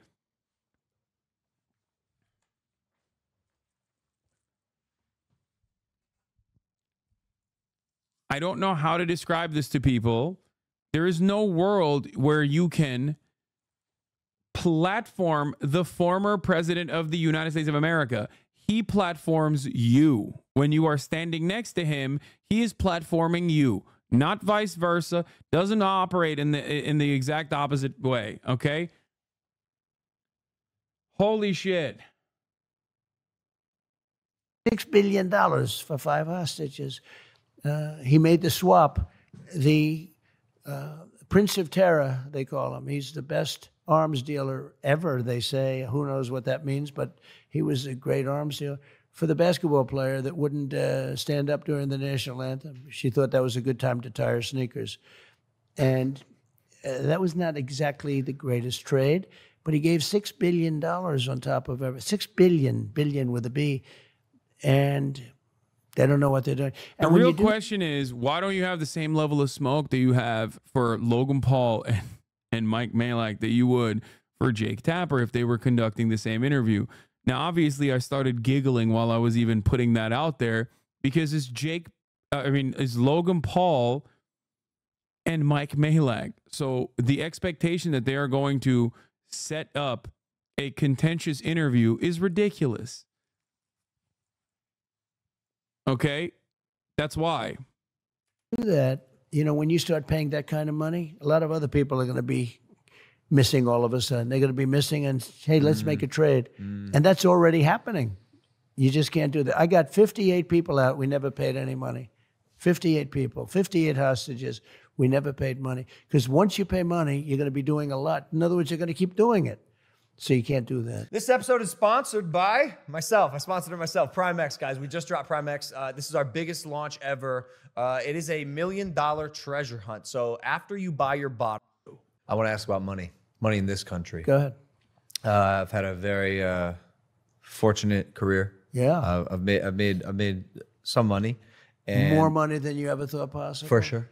Right? For sure. Yeah, I know. Absolutely. I know the kind of money you make because I know when you have a top event and your shows, but these events are doing fantastically. Yeah, what you've done is incredible. Yeah, I'm very blessed, and part of the reason that I believe I'm blessed is because of this country, and I think in a way I'm kind of living like the modern day American dream.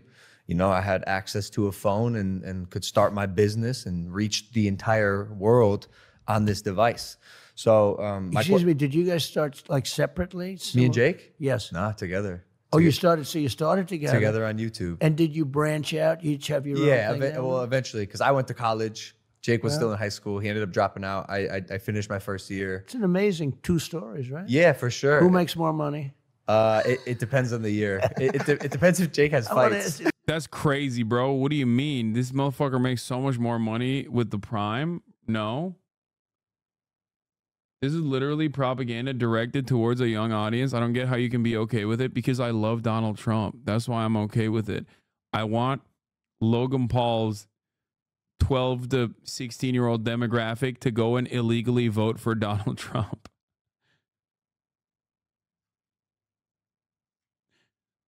This is why I always laugh when people ask me the question like, what should politicians do more about outreach in terms of social media? And I'm just like, dude, it doesn't really, like, that's not moving the needle. I promise you. Okay? He's got Cambridge Analytica. He's all right. And it depends on when this sells right here. Yeah. I think. Is that your new drink? Oh, that's good. I will. Yeah. If you make it, I like it. Oh, thank you, Mr. You President. no, it's got to be good. It's got to be. Look, I knew it. Like, I was like very excited about this because it's like content.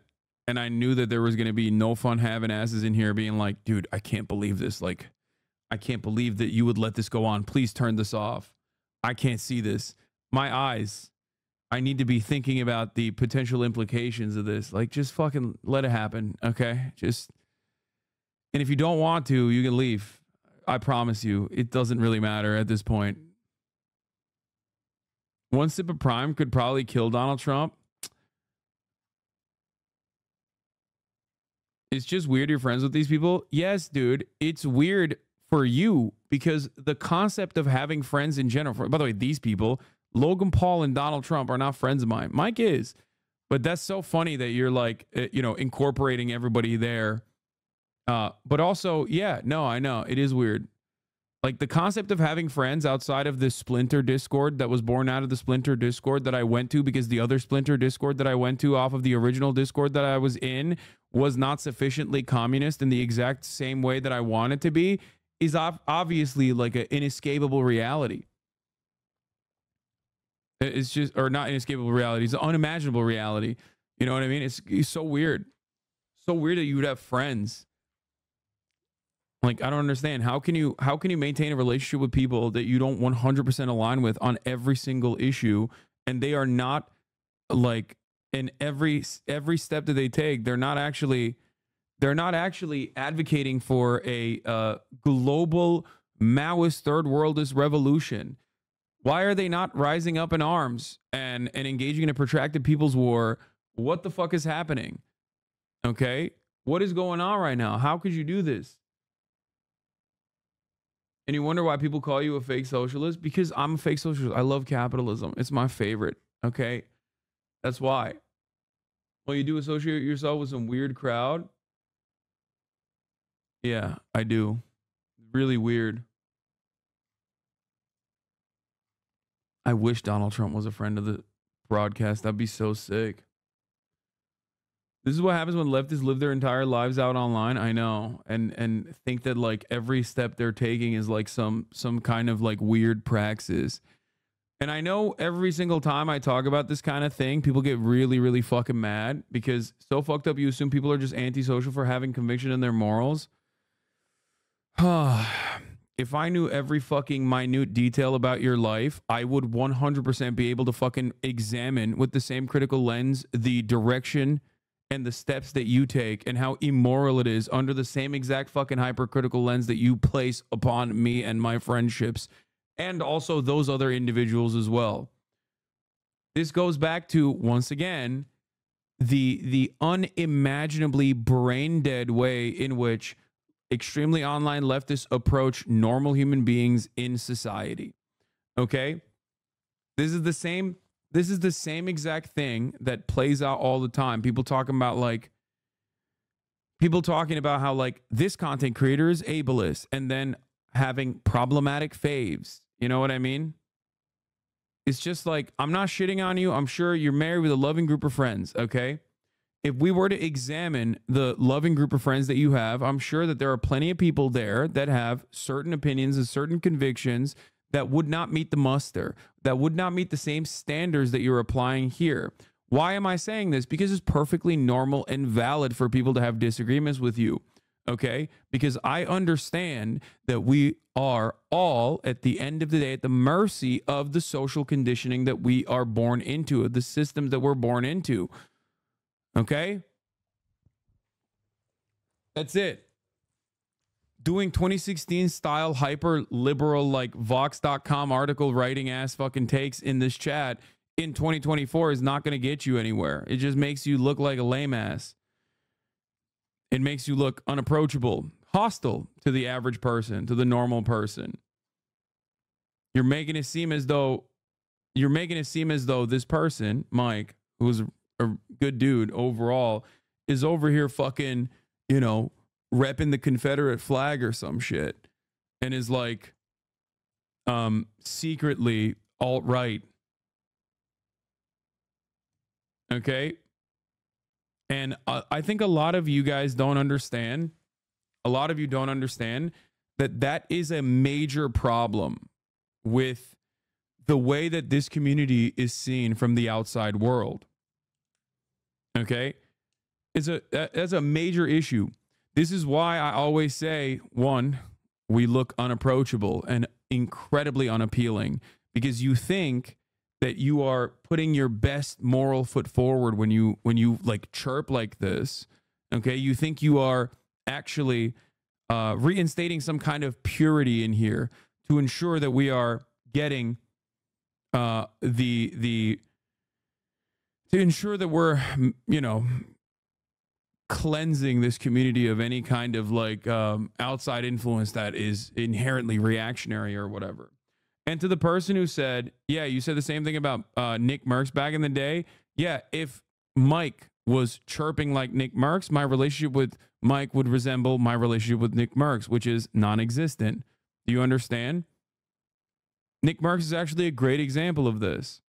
Nick Merckx went from a normie with reactionary tendencies to a person who is outwardly reactionary. Okay, and in that time frame, we no longer were friends. I don't know if you guys know this. It was very public, as a matter of fact. Okay.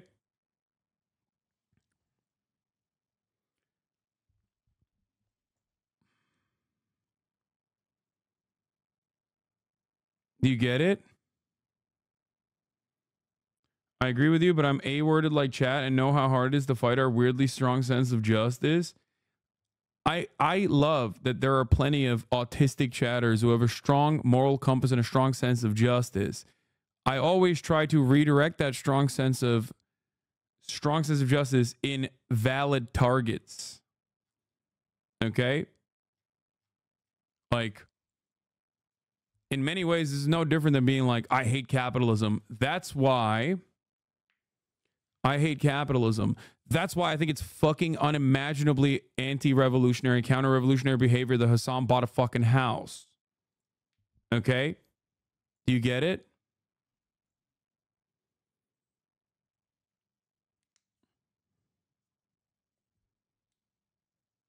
Like, that's ridiculous. Find a better target. Find a valid target.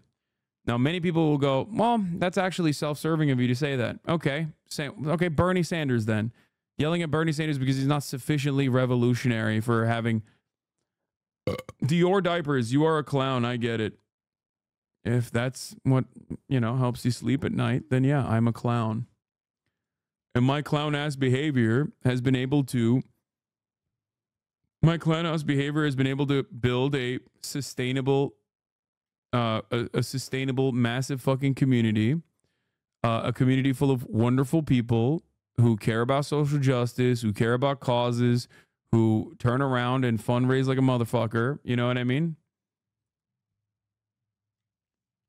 It's great.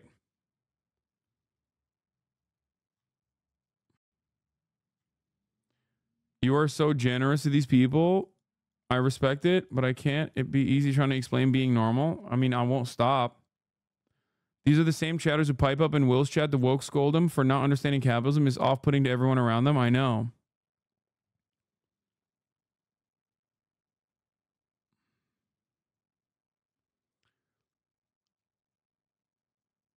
While I don't have an issue with Mike or him interviewing Trump, it just seems like you're very charitable to everyone, yet receive none of that charity back. Your community especially receives none of that charity, including your own mods. What? Okay, we're talking about something entirely irrelevant now. I don't know what the fuck what are you saying? I'm not charitable to people because it is transactional in nature and I want them to be charitable back to me. I'm charitable to people because I hope that I can get my message across to them.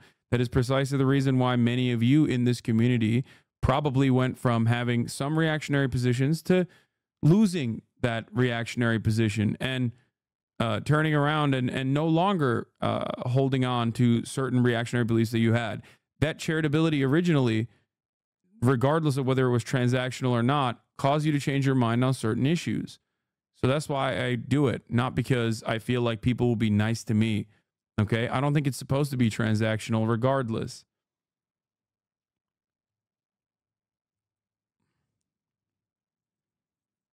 That's it. The biggest enemy of the right is the left. The biggest enemy of the left is woke scold chatters. The biggest enemy of the left is everybody, including the left.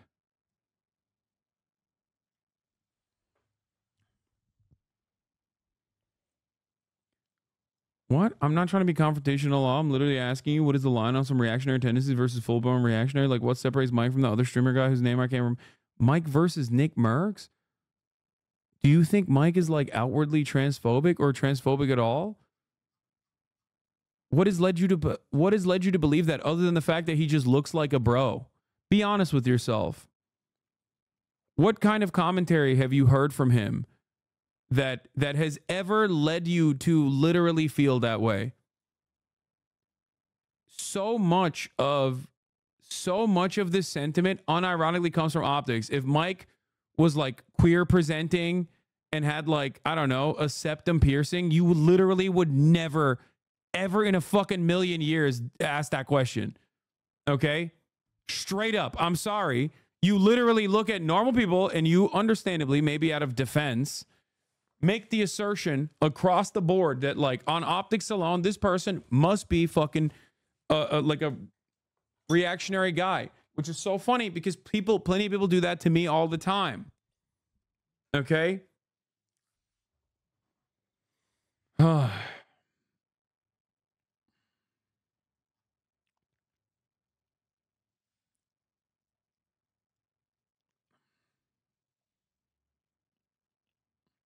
If chat was like this IRL, no one will want to be around them because they're annoying as hell. They are.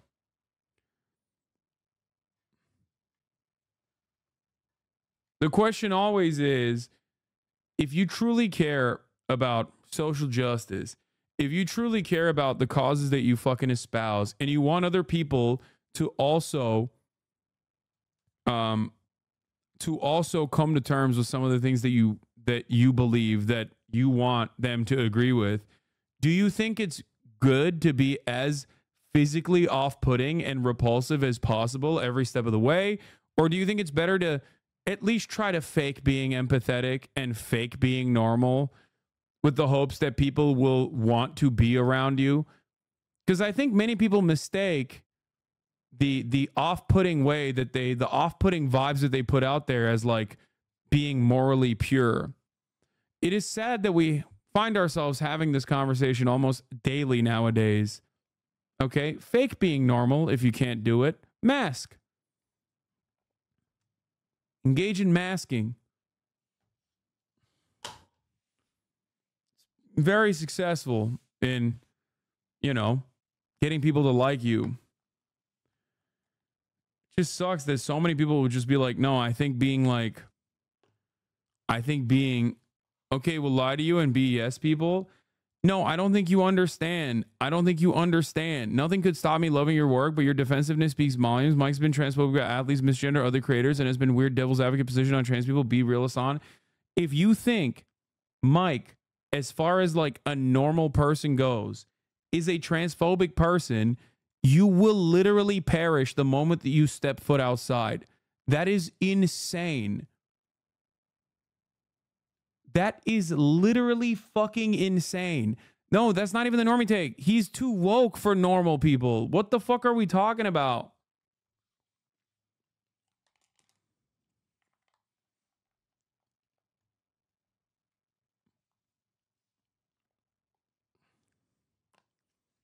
Not only that, but also he's way more charitable and way more understanding of the other side's position instead of being immediately negatively polarized against it.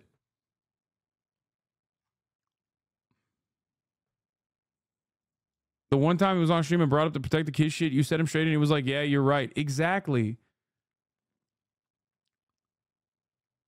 Your morally grandstanding is 9 out of 10 times projection from the ignorant, selfish people following the status quo.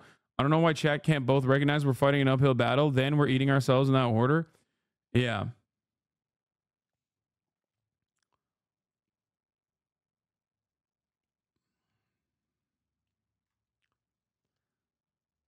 I do think that it's kind of sad though, because ultimately it turns into like, is this a productive conversation and people will listen to what I have to say, be charitable to me, and maybe internalize it, or will they suspect that I'm actually doing this for some secret reason because I want to defend my friend or something? And it's always the second thing. A lot of people think, no, there's got to be a secret second reason, even though this is a position I've held for years and it's not even like a good friend or a close friend all the time. You know what I mean?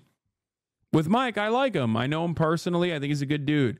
But with many other circumstances, when I tell you to be normal, you always immediately infer that there has to be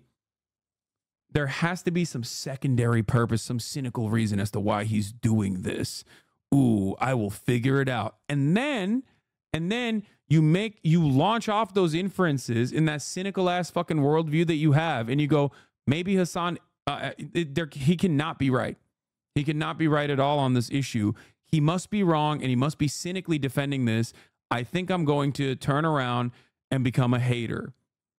Okay?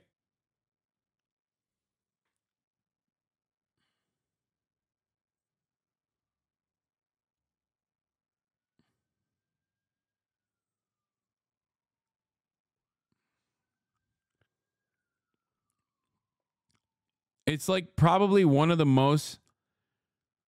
Move on with this conversation. Nobody hates you. Bitch, you're the one who's fucking having this conversation.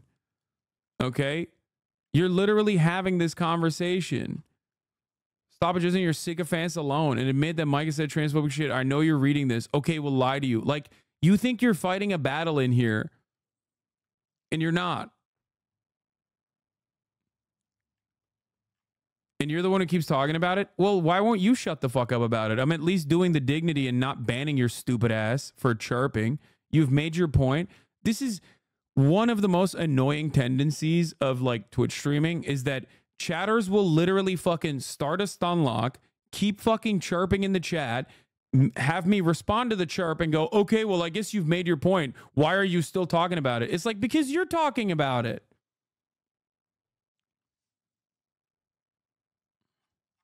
Do you understand? Pushing away open-minded people is the dumbest fucking thing you can do. Okay? It is literally the dumbest fucking thing you can do. Please. Every single time this conversation is taking place, you should take a deep breath and think about it and be like, am I fighting against this person? Do I think he might even remotely, just a little bit, marginally be right about what he's saying?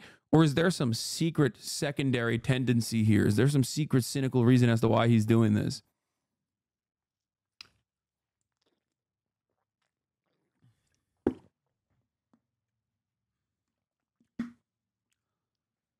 Anyway.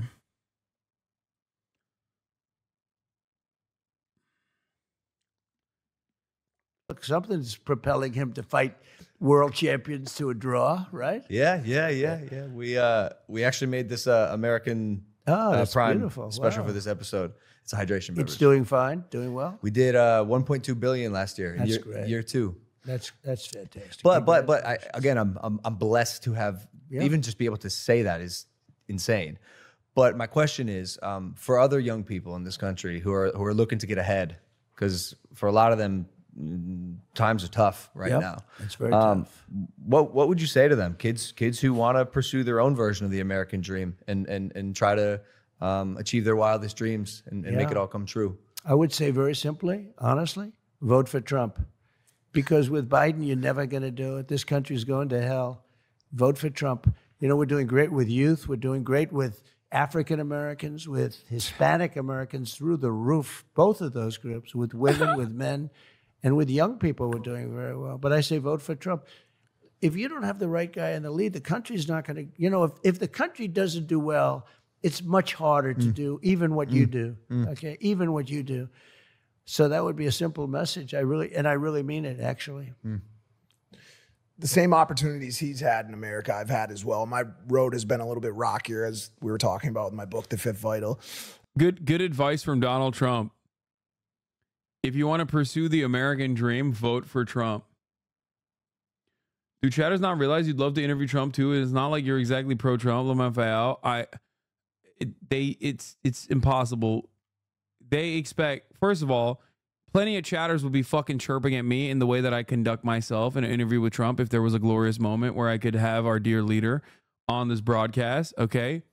Plenty of fucking people would be like, you didn't sufficiently destroy him in the marketplace of ideas and immediately cause him to leave in the first fucking 3 minutes by yelling at him and calling him a fascist monster. That's number one. Number two, the expectation that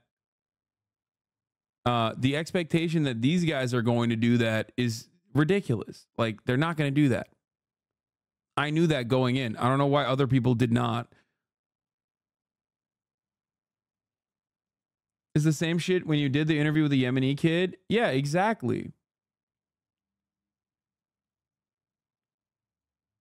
I think people who argue with you find your jock tendencies off-putting, and instead of saying, okay, this is off-putting for me, I'm going to watch something else, they try to change you. Unfortunately, attachment problems are very common, and this is what happens when a little parasocial thing gets in the mix. Yeah. Not recognizing that my jock tendencies probably fucking cause me to be more appealing to a broader audience than if I was just like every other fucking bread tuber, okay? That's the other thing. Like, that's the other issue. Your right-wing villain arc starts today. I know. The amount of times that people have said, oh, Hasan is right-wing now, going forward, is so funny. Throughout my fucking decade-long professional media career, it's just so strange. That seemingly has never happened.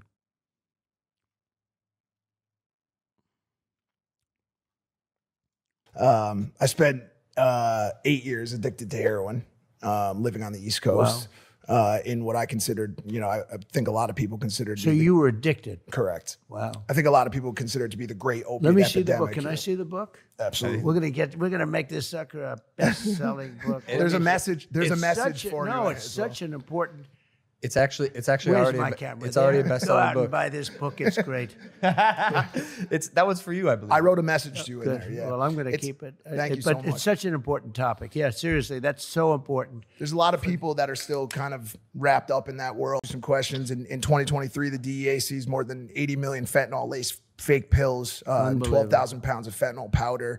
There's so many people out there on the streets right now without access to resources with mental health care, rehabilitation centers. Yeah. What's your plan to continue to stem the flow of fentanyl into the country, as well as help the people who have already fallen victim to the opiate epidemic? So when I took over, He's going to be like, we're going to kill drug dealers. All the other stuff you said about no access to social safety nets, I will avoid that. Jail. If you've even... Mike, if I was president while you were an addict, I would have killed you.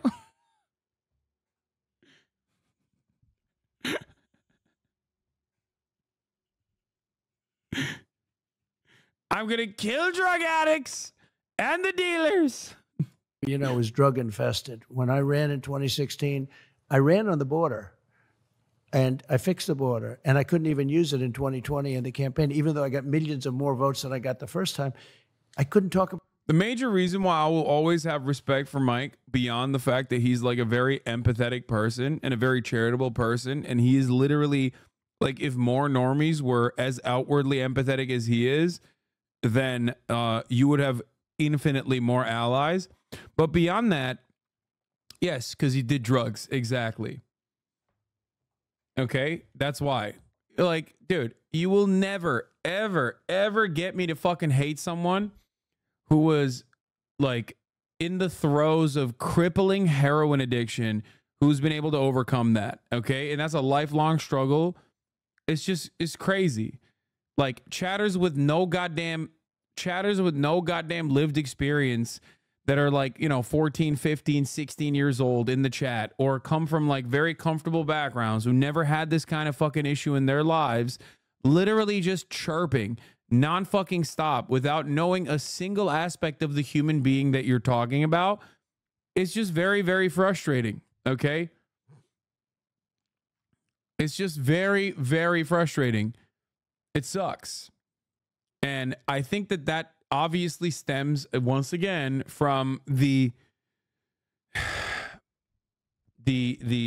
like purity spiral that people want to the little pure circles that they want to create for themselves, not understanding that like that's not how human beings are. That's not how human beings operate. Human beings are imperfect, and they're not going to agree with every single thing that you fucking say. But ultimately, like I said, I'm always going to have a shit ton of respect for him for that. About the border because I fixed it. And I'd say to my people, I want to talk about the border. I was proud of the job we did. We had it fixed. It was really in good shape. And drugs were at the lowest point in years. And, not only people, drugs, human trafficking, which is such a horrible thing. You think of it as like an ancient kind of a crime, and it's bigger now than ever before because of the internet. The internet has made a lot of these things much bigger than they have ever been. When you think of human trafficking, mostly in women, by the way, people don't know that, mostly in women, where they put them in trunks of cars, they have compartments. It's so horrible. And I had it down to the lowest level, just about, I guess, in recorded times. So what you have to do is you have to be very tough on that. We had a deal on the fentanyl is pouring through.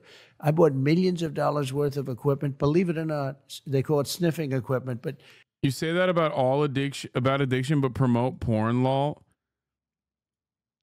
I believe the left would be taken more seriously and more if they were capable of engaging in a conversation for 10 minutes without throwing a tantrum of it or fit. Bro, I love that you just said that and then immediately started talking about how I promote porn.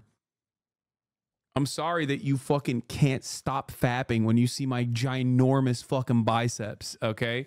That's a you problem, bitch. Promote porn.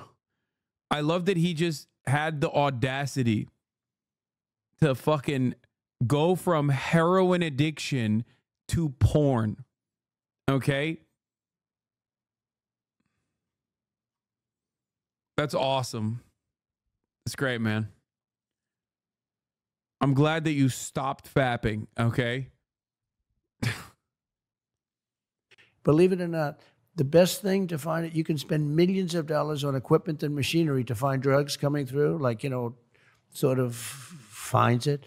The best thing is a German Shepherd born in a certain dog. Do you know Sure. that? No way. Oh, they're unbelievable. Yeah. They go right to it. It's not even, there is no machine. You know, you spend $2.5 million for machinery, and the dog is Porn is not recognized by any recognized mental health organization in good standing as an addiction, but gambling is much better. More dogs. And we literally bred those dogs. It's a very specific type of German Shepherd from a certain part of the world. It's the most incredible thing.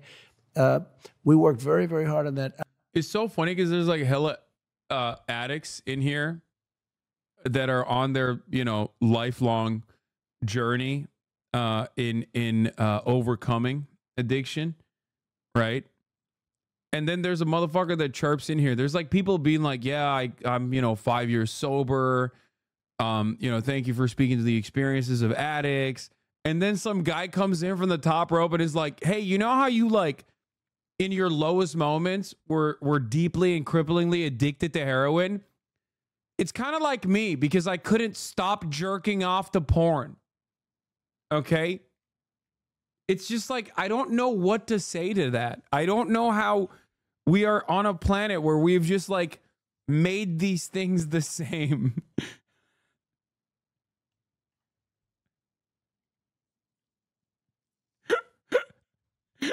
Charles be like, yeah, dude, I was literally out there fucking going to the methadone clinic so I could like finally get a job again, you know? Completely alienated from my friends and family in my lowest moments, you know, almost died multiple times. And then there's a guy who's like, my shit is raw, dude. Okay. You don't understand. Okay. My shit is fucking raw from jorking my peanuts. Okay. You don't understand. I was jorking. Do you know the amount of time out of the day that I was jorking it? You think that's funny? My shit was bleeding. I had calluses.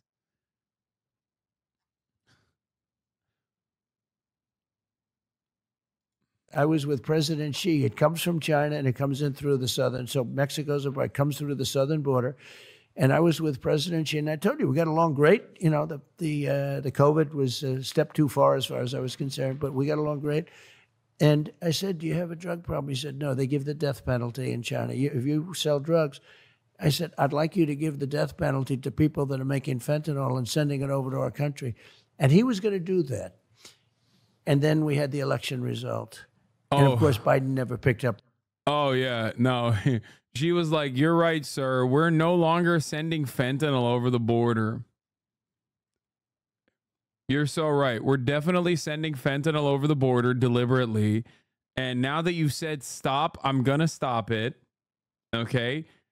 And then, of course, Brandon became president and she was like, ooh, more fentanyl. That conversation. I told them about it.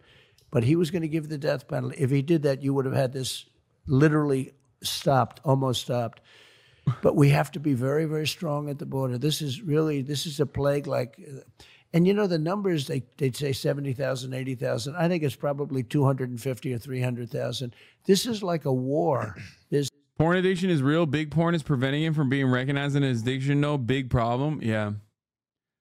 Yeah, it's definitely not like rabid psychopathic Christian groups and Mormon groups that are trying to get it classified as a serious addiction and limit severely like any kind of sex work from happening.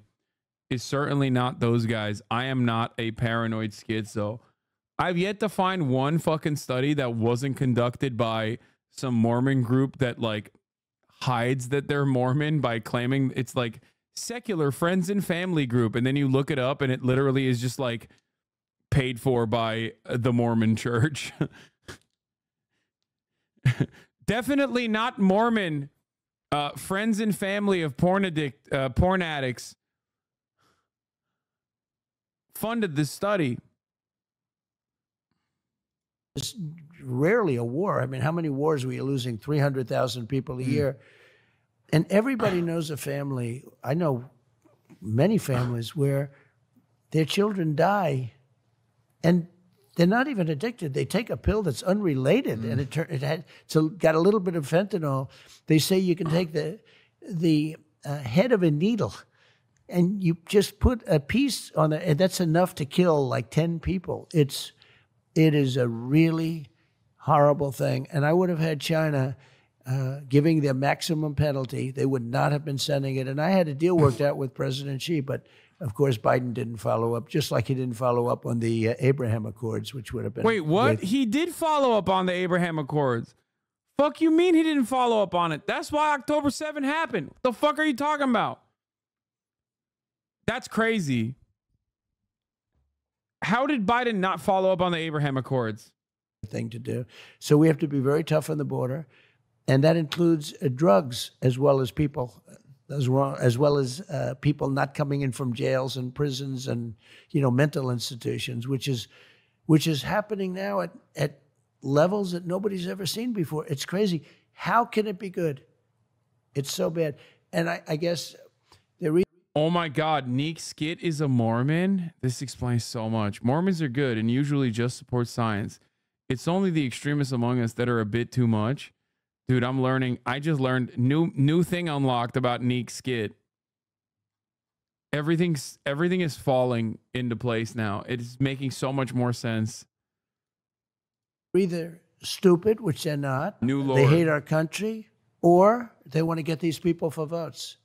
A lot of people think that's the thing. They want to get them for votes. But the destruction, the damage that Biden's done to our country by having 16, 17 million people already in, you know, it's much more than they say. It's probably 17. It could be even higher than that in our country. And these are not people that are going to make America great again. These are people that have a lot of issues. And we're going to have a lot of issues as long as they're here. And we're going to get them out. We have to get them out. Mr. President, I got the 10-minute warning from the team, which is now 8-minute. Let's let him go a little longer. It's fine. I like it. Is that okay? I like him. Yeah, let him go a little bit longer. Yeah. Okay. Look at these two guys. And then it'll turn out to be a lousy show, and I'll say you were right, Jason. It'll be good. So go for another 20 minutes. Is that all right? Go. Okay, go ahead. Thank you, Jason. It seems to be a nice flow. Yeah, right? yeah. Let's go. Well, you did reality TV. I'll be in trouble with my people. Like Biden says, I don't have that problem, but. Well, first of all, he would never. He couldn't do this interview. You asked him questions like this? No, we were talking about that. We were like, we'd like to extend the invite to Joe Biden if he'd like to come on this podcast. Yeah, I think he should. You know what chance you have of getting him on? I'd say less than 1%. Okay, if you did, that'd be it. I'd actually watch that one. Okay, see how long it lasted. So there are two questions I have to ask. Go ahead. The first one's kind of fun. I knew the question about drug addiction was going to lead to border and mental institutions somehow. Like, I knew that. He addressed none of the serious questions that Mike asked as far as like drug addiction in this country. He went, we're going to kill drug dealers, closing the border.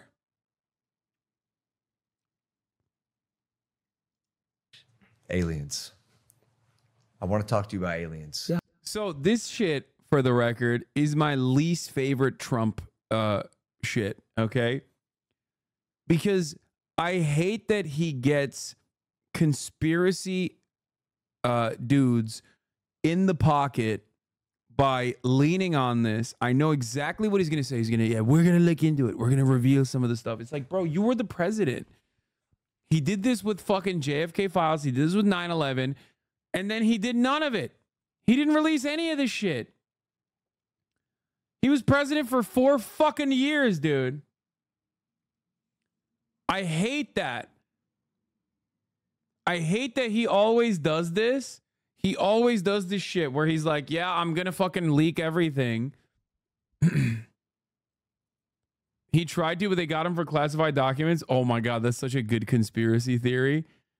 Yeah, actually, all the classified documents that he brought back to Mar-a-Lago were actually like the UAP files.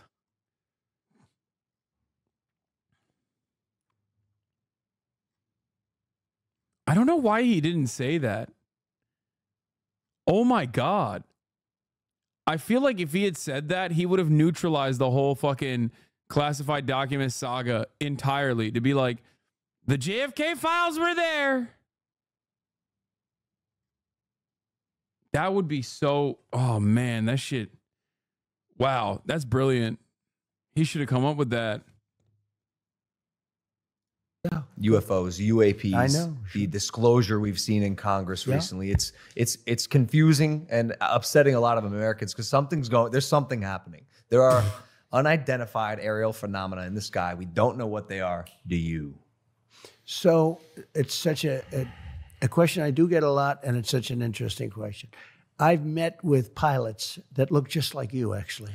Okay, they have more of a crew cut. Okay, they look like him and they look like you. Some of them look like you, A little fatter. but these are perfect people. Okay. And they're not crazy. conspiratorial. They're not crazy. Yeah. And they tell me stories that they've seen things that you wouldn't believe. These are not people that you would say, "Gee, oh, that's No okay." way. President of the United States. But I said, was your Who phone is it? silent? That's Joe Biden wanting to do an interview.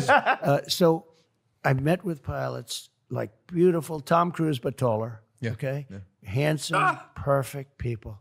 Sir, there was something there that was round and This is such a classic Trump, too. Beautiful pilots, straight out of Central Casting. They're beautiful. Don't we love them, folks? We love our beautiful pilots. They are so beautiful. form and Tom Cruise, but taller. going like 4 times faster than my super jet fighter plane. And I look at these guys and they really mean it. Yeah. And am I a believer? No, I can't say I am. But I have met with people that are serious people that say there's some really strange things that they see flying around out there. And, you know, if you go to Nevada and you look at that little section of where they go to look at the aliens, where they think all the aliens are landing, that, you know, it's I think it's maybe the #1 tourist attraction in the United States. Roswell? Yeah. Yeah. Roswell. I think it's the #1. It's the lines of people waiting. You have no idea how many times I'm asked that question. But don't you have access to that information? I have access. Wow. Now this motherfucker has follow-up questions. See, when he's in the pocket, when it's something that when he has something that he's like genuinely interested in, he's like, well, what do you mean? Wait, what? Oh, you were the president though. Like, didn't you have access to the files? Which is correct.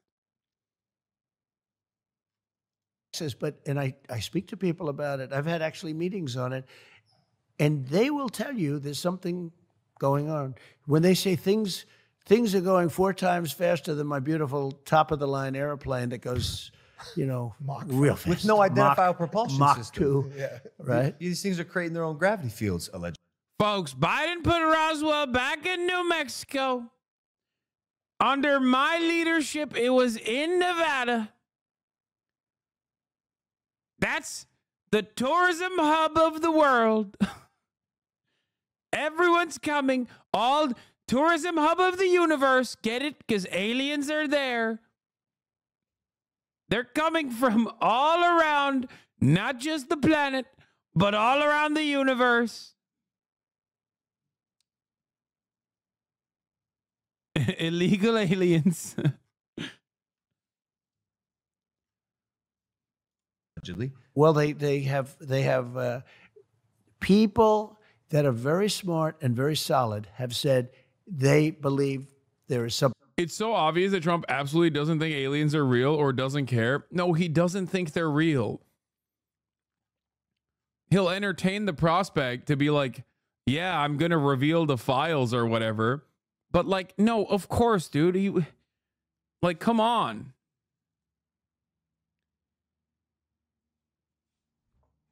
He admitted he doesn't believe that they're real. that should just destroy the fucking conversation. Something out there. And, it makes sense that there could be. I've never been convinced, even despite that. I just, for some reason, it's not my thing.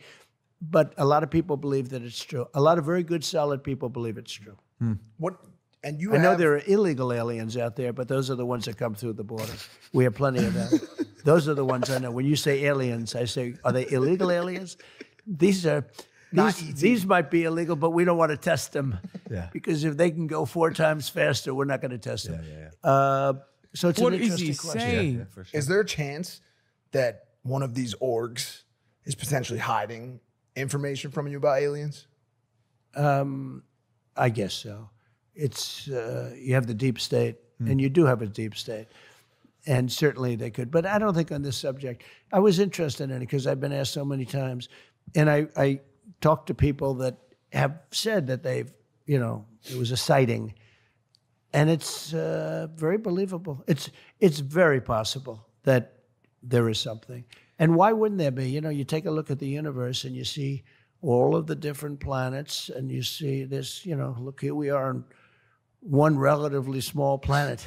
Why wouldn't there be on a planet that's, 400 times the size? Why wouldn't there be somebody? It's certainly believable to me. The thought of it freaks me out. It's weird to think that we potentially are only the source of life in like an infinite, ever expanding universe. But technology. But they'd never be able to take you in a fight. No chance. I'll bet on you. No chance. Send me in. I'll bet on you. Send me in. Send me in, my brother. We'll handle it. And that's a good team. And if we don't come back, I'm sure people will be happy about that too. The two of you will come back and say hello. Say hello to him, by the way. I will. He's a great guy. Maybe Elon could get you guys there. You a fan of Elon Musk? I think Elon might be good for this question. He's a terrific. I looked at the ship that went up, the spaceship, and I never saw this before. I saw this is like 2 years ago. I see the motors coming down, the engines coming down, no wings, no anything, and then I say, what is going on? Yeah. And nobody ever saw that before. And if you didn't have him, you probably wouldn't be seeing it, And I called him, I said, what's that? He says, well, we want to be able to reuse the engines. I said, they don't have wings, they don't have anything, and they're landing on a platform in the middle of the ocean. I said, how cool is that? I thought I saw it all, but no, he's a very... No, he doesn't hate Elon Musk. He wants his money. And also Elon is like obviously very right-wing now. So, I don't think he's a hater of Elon Musk no longer.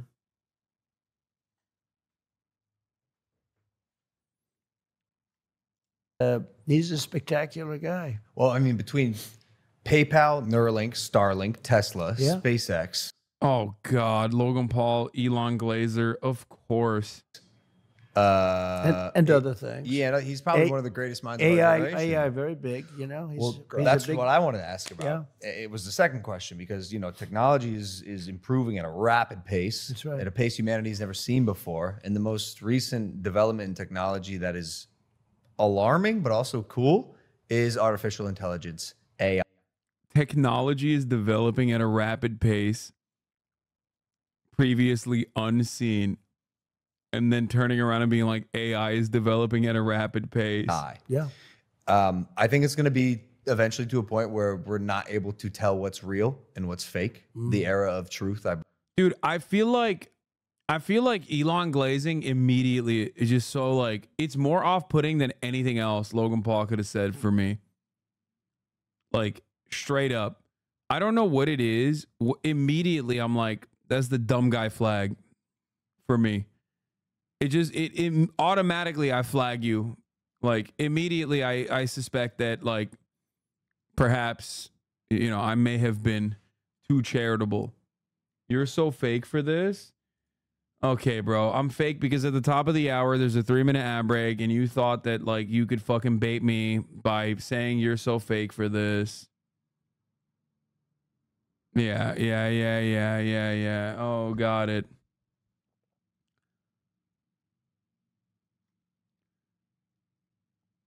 What is this? We need to extend the sports segment by at least enough 45 minutes to passively purge the moral hardline mindset of politics frogs. In addition, You must expand outside of North American sports. The World Cup on the rise. Think about it. You could debate Neymar in Miami as the first political soccer influencer. I agree.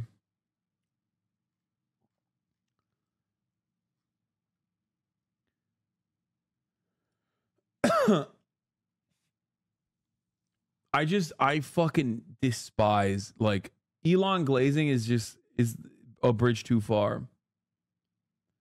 Thanks for so much for platforming this podcast on. I normally would have watched this, but after viewing, I've decided to cast my ballot for Donald Trump this fall. Hell yeah, brother. That's the reason why I'm doing it.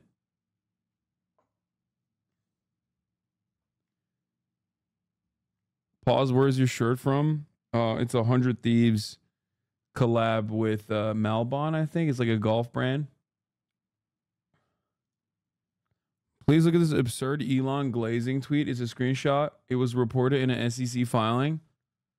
I don't want to live in a world where the number one person on this list is slightly less rich, and now I don't have to. Thank you, Tesla retail shareholders, for standing up for rich people everywhere.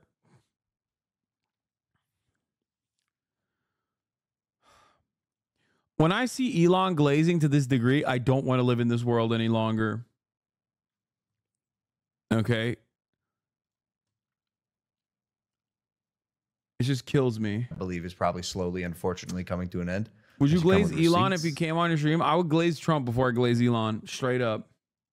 What do you think the government's role in enabling, protecting, or governing AI should be in general? Should this superpower become what we believe it probably will be? Well, it is a superpower. I gotta pee. You want to be right at the beginning of it, but it is very disconcerting. I said, you used the word alarming. It is alarming when I saw a picture of me promoting a product, and I could not tell. The voice was perfect. The lips moved perfectly with every word. The way you couldn't, if you were a lip reader, you'd say it's absolutely perfect. And that's scary. In particular, in one way, if you're the president of the United States and you announce that 13 missiles have been sent to, let's not use the name of a country, we have just sent 13 nuclear missiles heading to somewhere, and they will hit their targets in 12 minutes and 59 seconds. And you're that country.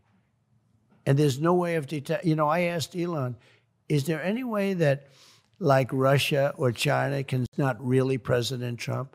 He said there's no way. They'd have to rely on secondary first alert systems. They have to rely on a code that if you don't have a certain code, who the hell's going to check? You got like 12 minutes. And let's check the code. Gee, how's everything doing? So what do they do when they see this, right? They have maybe a counterattack. It's so dangerous in that way. Okay. In another way, it's so incredible that what they do is so incredible. I've seen it. I just got back from San Francisco.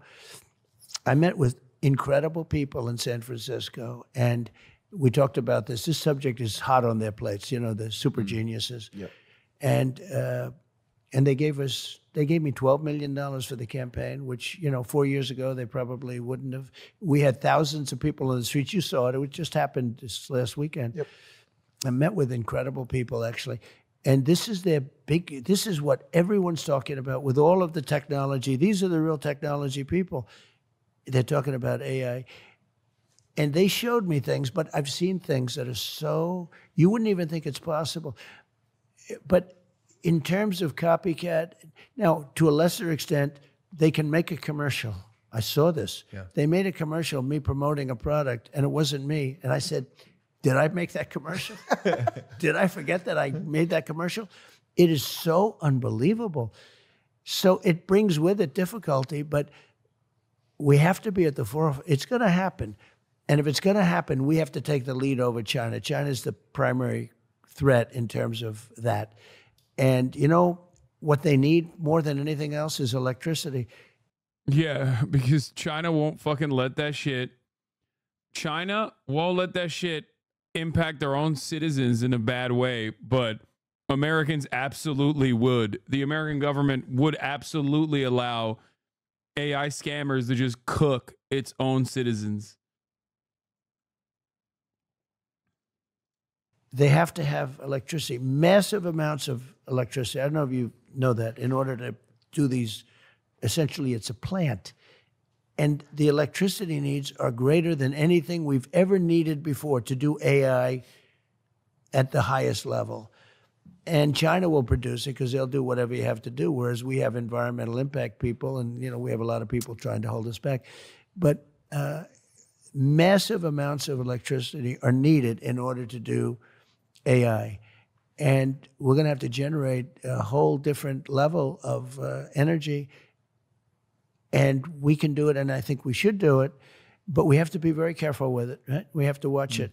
But it's, the words you use were exactly right. It's the words a lot of smart people are using. There are those people that say it takes over the human race. It's really powerful stuff. I'm Chinese, and I'm so fucking glad our politicians are boring as fuck and aren't doing podcasts with fucking bitty influencers. Holy shit. That'd be kind of sick, though. Imagine if Xi were to do a podcast with this guy. I mean, think about the possibilities. AI. So let's see how it all works out. But I think as long as it's there, how it plays out. And that's just AI. What about when it becomes SI or super intelligence? No. Then they'll have super AI, right? Super duper AI. But what it does is so crazy. It's amazing. It's crazy. Now, it can also be really used for good. I mean, things can happen. I had a speech rewritten by AI out there, one of the top people. He said, "Oh, you're going to make a speech?" Yeah. He goes, click, click, click. And like 15 seconds later, he shows me my speech. That's crazy. Written. That's crazy. So beautifully. No, it's not. It's not. That's not crazy at all. It probably sucked. And also, not only did it probably suck, but Trump's speeches are pretty fucking boring in general. Oh my God, I'm losing my mind. Oh.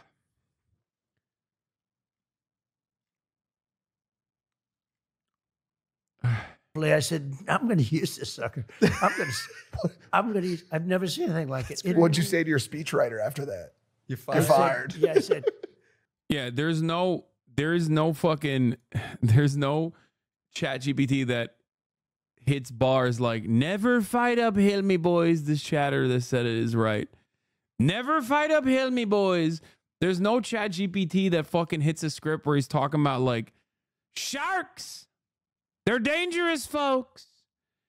What if you have an electric boat powered by a battery, most powerful battery, and the electric boat is capsized? What would you do?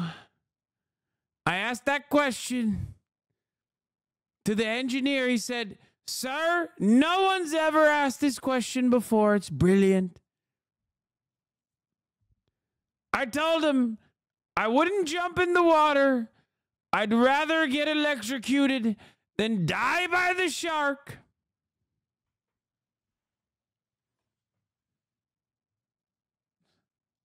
"You're fired, Vince. Get the hell out of here." No. This was so crazy. It took it, and it made it unbelievable. And it's so fast. You just say, "I'm writing a speech about these two young, beautiful men that are great fighters and sort of great at a lot of things.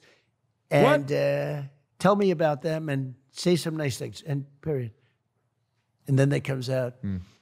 Logan in particular is a great champion. Yeah. Jake is also good. See, I'm doing that only because you happen to. I appreciate No, that. but no, it comes out with the most beautiful. Bro, he's glazing.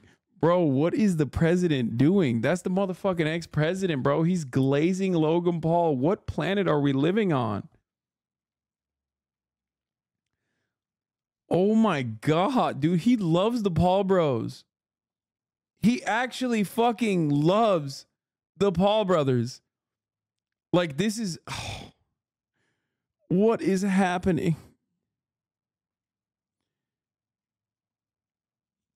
It's every day, folks. With the Disney Channel flow. ChatGPT could never write that. Bars.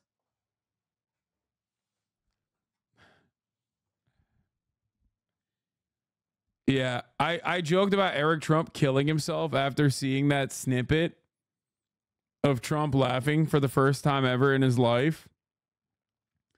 But honestly, after this interview, both Don Jr. and Eric killed. Like, they did a dual suicide, bro.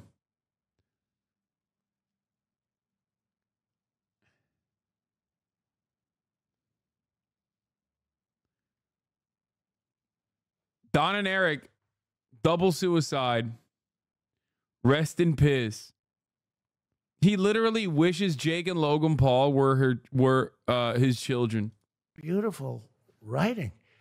So one industry I think that will be gone are these wonderful speechwriters. I've never seen anything like it, and so quickly. A matter of literally minutes, it's done. So it's a little bit scary. Well, as you said, let's see how this plays out. I did get the wrap it up because I do believe your team and I want to shoot a TikTok with you. Oh, that's good. I'm on TikTok. We saw your first video, 120 million views. It blew up. We have a lot of views. I don't know how many, but it was a lot. We did it with Dana. You went viral. And we were sort of getting ready to walk into the arena, and it was. Are you triggered? Wait, what? You're just jealous he's not glazing? Why would I be triggered by a lot of What? crowd, and there wasn't a negative voice in the whole house. It was pretty amazing. Let's do it again. I want to respect your time. I'd like to grab a couple photos, shoot this TikTok. Absolutely. 120 million views on the way. Absolutely. But thank you for joining us on Impulsive, Mr. President. It's an honor to be with you. You guys are great. Yeah. Good luck with your book over here. That's important stuff. Thank you so much. An incredible job you did to get out of it, right? If you're ever bored on a plane to Tuscaloosa or something, you want to give it a Yeah, bro, he doesn't know how to read, okay? Come on, Michael. It's not happening. Let's be real, big dog. I'm going to be reading it. I think it's such an important subject. One of the most important subjects, actually. It's great that you did it. Thank you Ladies so and much. gentlemen, thank you for watching this episode of Impulsive. With Donald Trump, Mr. President. We love you. Hit that subscribe button. We'll see you next time. Take it easy. Peace. Man, it was wonderful that this happened.